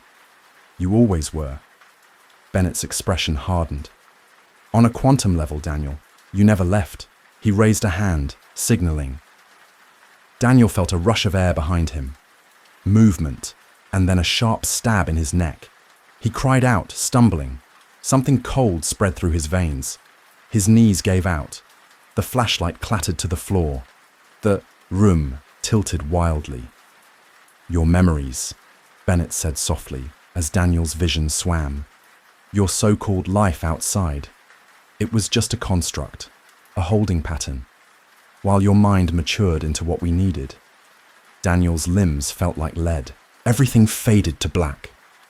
"Welcome home, Subject 17, Bennett murmured. "You're going to help us open the doorway." When Daniel awoke, he was strapped into the chair. Electrodes dotted his temples and chest. The restraints were tight but not cruel, like they'd done this many times before. The bunker was no longer dormant. Lights glowed softly, and machines hummed with purpose. White-coated technicians worked at stations along the perimeter. Armed guards stood stone-faced along the walls. Oddly, Daniel's mind felt clearer than it had in days. The fog, chemical, intentional, was gone. Memories flooded back in full force. His childhood, the early tests, the horror in the scientists' eyes when they realized what the machine had actually done, and most of all, what had come through the gate in 1983. Bennett appeared at his side, clipboard in hand. Consciousness restored. A technician nodded. "Excellent. We have limited time before the window aligns." "You can't do this," Daniel said, voice strained as he fought against the leather straps. You saw what happened last time. That thing, it wasn't supposed to exist in our world. It destabilized everything. Bennett didn't flinch. Last time, we were underprepared. This time, we'll control the integration. Daniel froze. The word chilled him more than the straps ever could. Integration? Bennett smiled faintly, eyes still on the monitor. The entity's arrival must be seamless. This time there will be no tearing, no phase disruptions. It will merge with our framework. No, Daniel whispered, terror coiling in his gut. You don't understand. It's not meant to be part of us. It's not meant to be here at all. But Bennett wasn't listening. The countdown ticked towards 0, and the chair beneath Daniel began to hum. You're not just opening a doorway, Daniel said, his voice low, cracking. You want to bring something through, permanently. Bennett didn't deny it. He offered a thin smile, but it didn't touch his eyes. Not something, Daniel. Someone. Or perhaps more accurately, someone's. He turned toward a massive screen on the far wall. Images flashed rapidly across it. Schematics, DNA strands, energy weapons, biomechanical limbs, technology and biology fused in ways that defied current science. Some frames didn't even look human anymore. Our visitors have so much to offer. Bennett continued. Knowledge, power, evolutionary advancement. He twisted a dial on the control panel, and the low hum of the chair deepened, vibrating through Daniel's spine. All they ask in return is an environment that suits them. Hosts who can survive the integration process. Daniel's heart dropped. They're not visitors, he said, voice trembling. They're invaders, and you're giving them the damn door code. Bennett ignored him, turning to the team of technicians flanking the console. Begin the initialization sequence. Bring power to 70%. The chair began to thrum more intensely. Daniel felt it in his bones, the unmistakable sensation of his consciousness loosening from his body, stretching, reaching into some distant, unseen place. It wasn't pain, exactly. It was dislocation, like being plucked from his place in the world and smeared across dimensions. The air shimmered with static. On the surrounding monitors, pulse lines wavered and looped like dancers in a ritual. A technician called out, "Quantum tunneling established. Temporal aperture forming." Daniel clenched his eyes shut, trying to focus. They thought he was just the key, just a tool to open the way. But they didn't understand. Even he had only just remembered the truth. He wasn't the key. He was the doorway. In 1983, when the entity had broken through, when everything had gone wrong, young Daniel had acted on instinct, a final, terrified stroke of genius. He'd imprinted a failsafe deep within the quantum matrix of the chair, a hidden channel, a back door, and only he could access it. Now, with power coursing through the room, Daniel reached into that secret thread. His awareness surged outward, spilling beyond time and space. He could feel them, on the other side, waiting. Vast, incomprehensible minds, ancient and slow, pressing against the thin veil separating their world from his, like fingers testing a soap bubble, probing for weakness. And they were hungry. "Aperture at 60%, a technician called out, voice pitched with tension. "Dimensional breach imminent." Bennett leaned in close, excitement leaking into his whisper. "Can you feel them, Daniel? They've waited so long for this. For you." Daniel kept his eyes closed, his voice barely a murmur. "Yeah, I can feel them." He paused.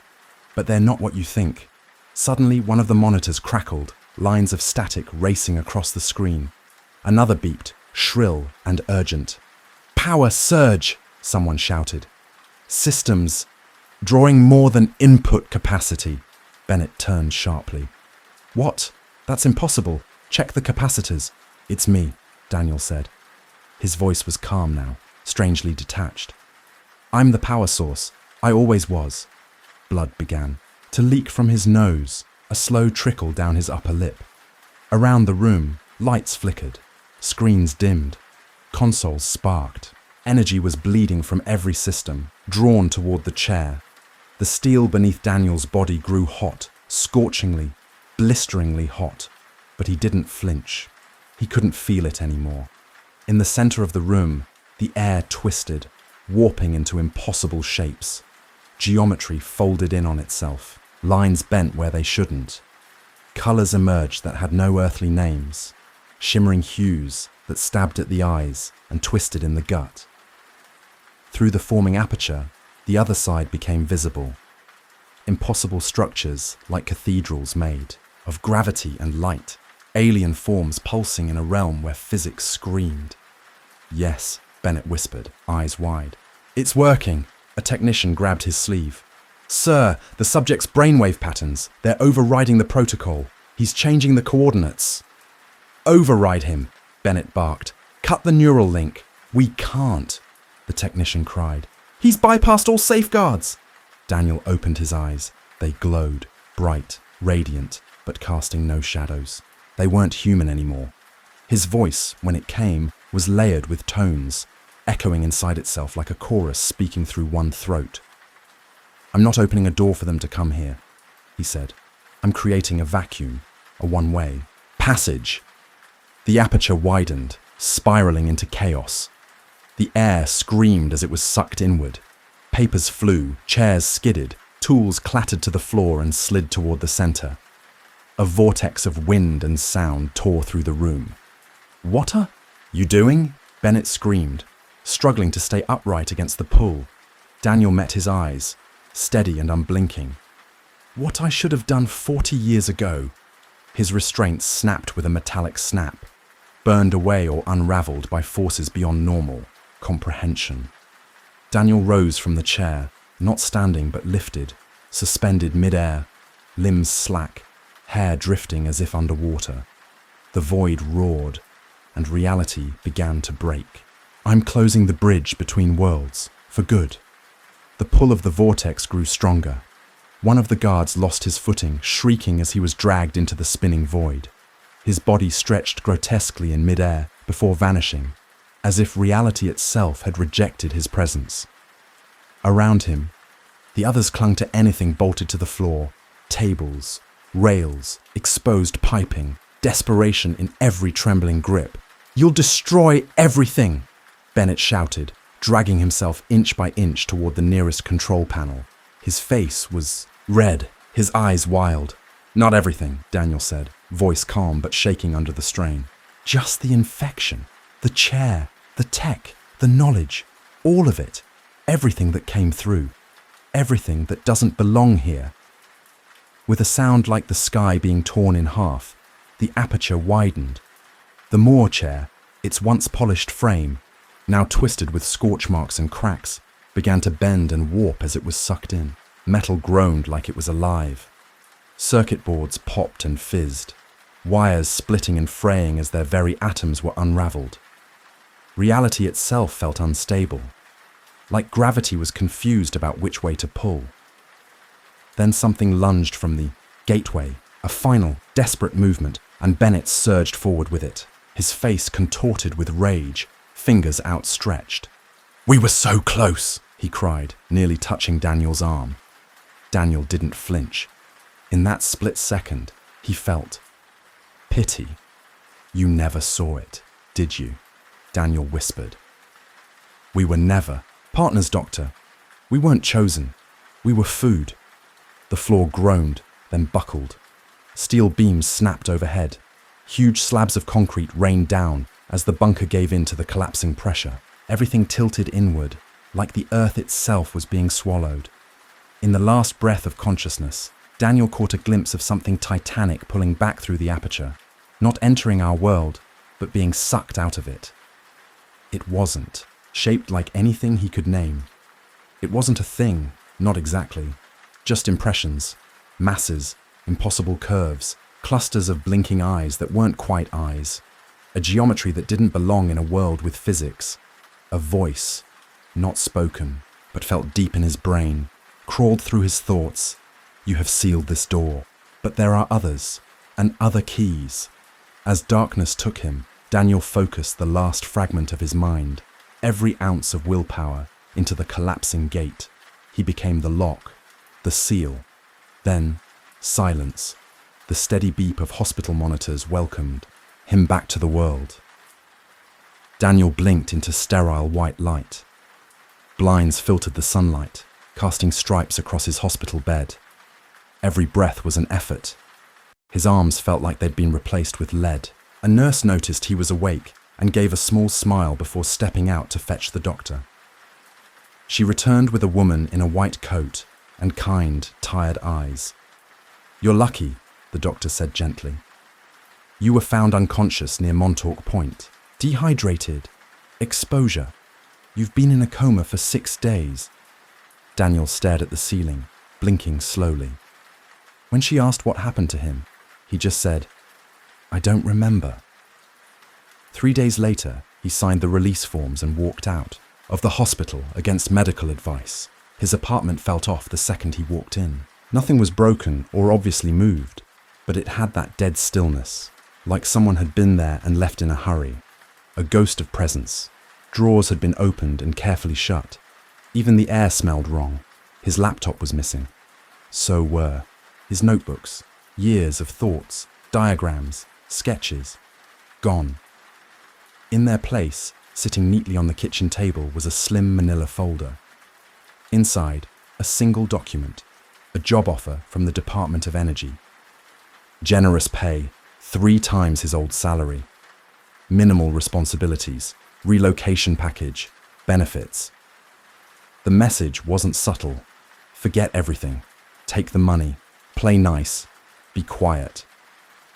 He burned the offer in his sink, watched the edges curl into black ash. In the days that followed, Daniel moved quietly. He bought electronics from mum-and-pop hobby stores, paying in cash. He assembled a high-frequency transmitter from spare parts and junkyard finds. It wasn't elegant, but it worked. With the right tweaks, it could hijack public networks and piggyback on major data streams, just long enough to deliver a message. He rented a motel room under a fake name.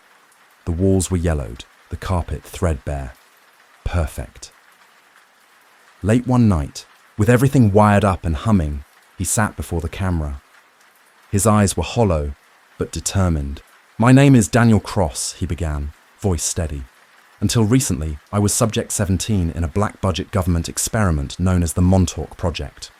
What I'm about to tell you, it sounds insane. I wish it were. I wish this was a hoax or a nightmare, but it's not. Montauk wasn't a myth. It wasn't just whispers on the internet. It was real. Back in the late 70s, early 80s, the government repurposed Camp Hero, a decommissioned Air Force base at Montauk Point. What they did there, it wasn't just mind control or psychic experiments. It went deeper. It went farther. They used children. Kids with abilities. I was one of them. They discovered that, under the right conditions, drugs, hypnosis, technology, our minds could be focused like a laser. Through something called the Moore chair, they pushed us to tear holes in reality itself, actual rips between dimensions. He leaned forward slightly, and they made contact with something, beings, not aliens, not spirits, just entities. From somewhere else, they pretended to be helpful, offered technology, insight, but they weren't here to share. They were here to feed. They manipulated the researchers, offered false promises to men hungry for power and patents. And those men welcomed them in, opened the door wider. I saw what came through. I felt it. He looked down for a second, gathering himself, before locking eyes with the camera. In 1983, the experiments went too far. There was an incident.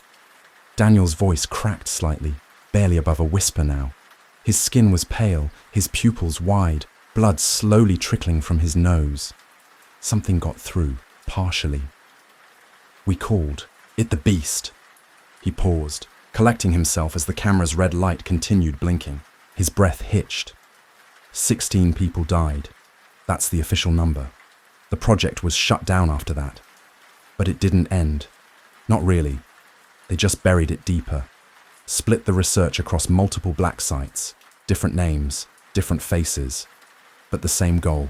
He leaned forward slightly, a tremor in his hand as he wiped the blood from his upper lip. They brought me back last week.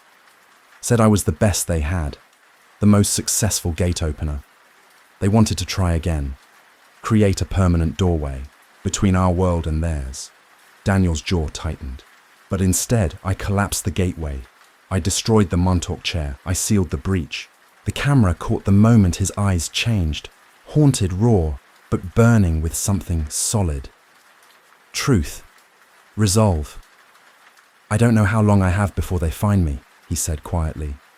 The entities can't come through fully anymore, not without a gate.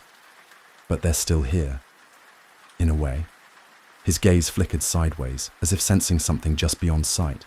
They've compromised people, not through sci-fi crap like body snatching or parasites. No, it's subtler than that. They offer whispers, promises, they show things, glimpses of impossible knowledge, knowledge no human mind is built to contain. Daniel exhaled shakily. The tech we built at Montauk still exists, scattered, hiding in different labs. The experiments never stopped, just moved underground. Again. He looked directly into the camera, eyes hollow but steady. Watch for the signs. Strange military installations that pop up without explanation. Areas where children vanish, especially kids who show signs of unusual perception, unexplained weather patterns, events that feel off, like reality is fraying at the edges. These are the fingerprints of what Montauk became. He reached off camera and held up a USB drive. I'm uploading everything I have. Partial research notes, coordinates, photos, copies of internal memos. It's not everything, but it's enough. And I've hidden the rest, real hard evidence, in secure dead drop locations. If I disappear, if anything happens to me, those caches will activate and release the files publicly. Daniel blinked slowly. His nose bled freely now, dripping onto his shirt. Trust your instincts, he said hoarsely. If something feels wrong, fundamentally in your bones wrong, pay attention. The membrane between our world and whatever's out there has thinned. Sometimes things slip through, even without a gate.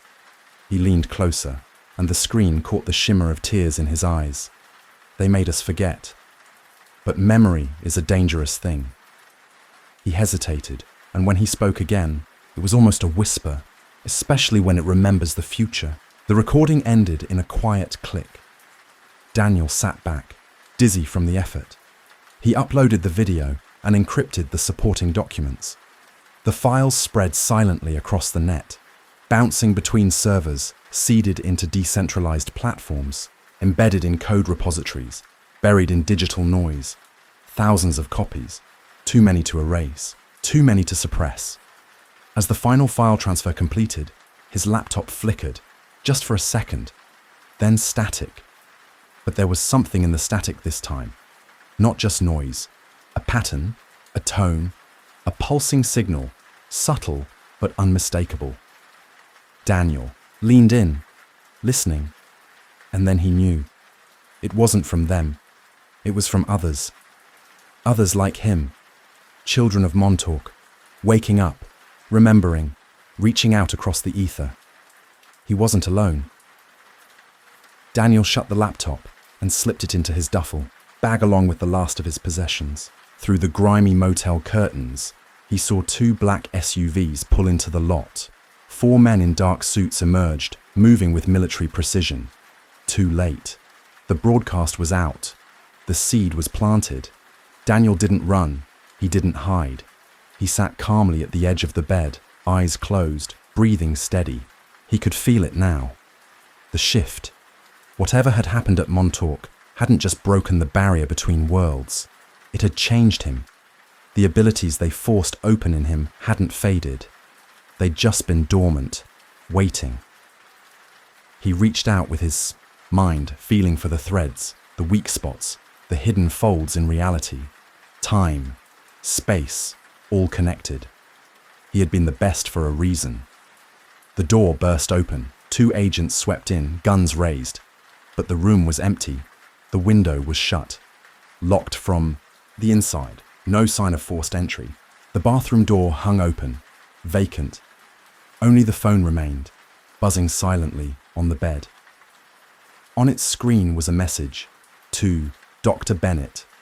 Subject: goodbye. There are other doors, other keys, and now I have them all. 3 days later, across the world, computer screens blinked to life for a fraction of a second. A symbol appeared, simple, geometric. A triangle intersected by a perfect circle. Then it vanished. There was no official record of the Montauk project, no confirmation, no investigation. The video Daniel uploaded was discredited, called a hoax, an elaborate fabrication, by a disturbed mind. But something changed. People noticed things. Children began talking about strange dreams, white rooms, metal tables, cold voices, dreams of tests and machines and doors that opened into impossible places. Scientists, quietly, documented oddities, blips in time, clocks that lost seconds, storms that moved against prevailing wind, instruments picking up echoes of broadcasts no one sent, and in the spaces between, in the static of a television with no signal, or the hiss between radio stations.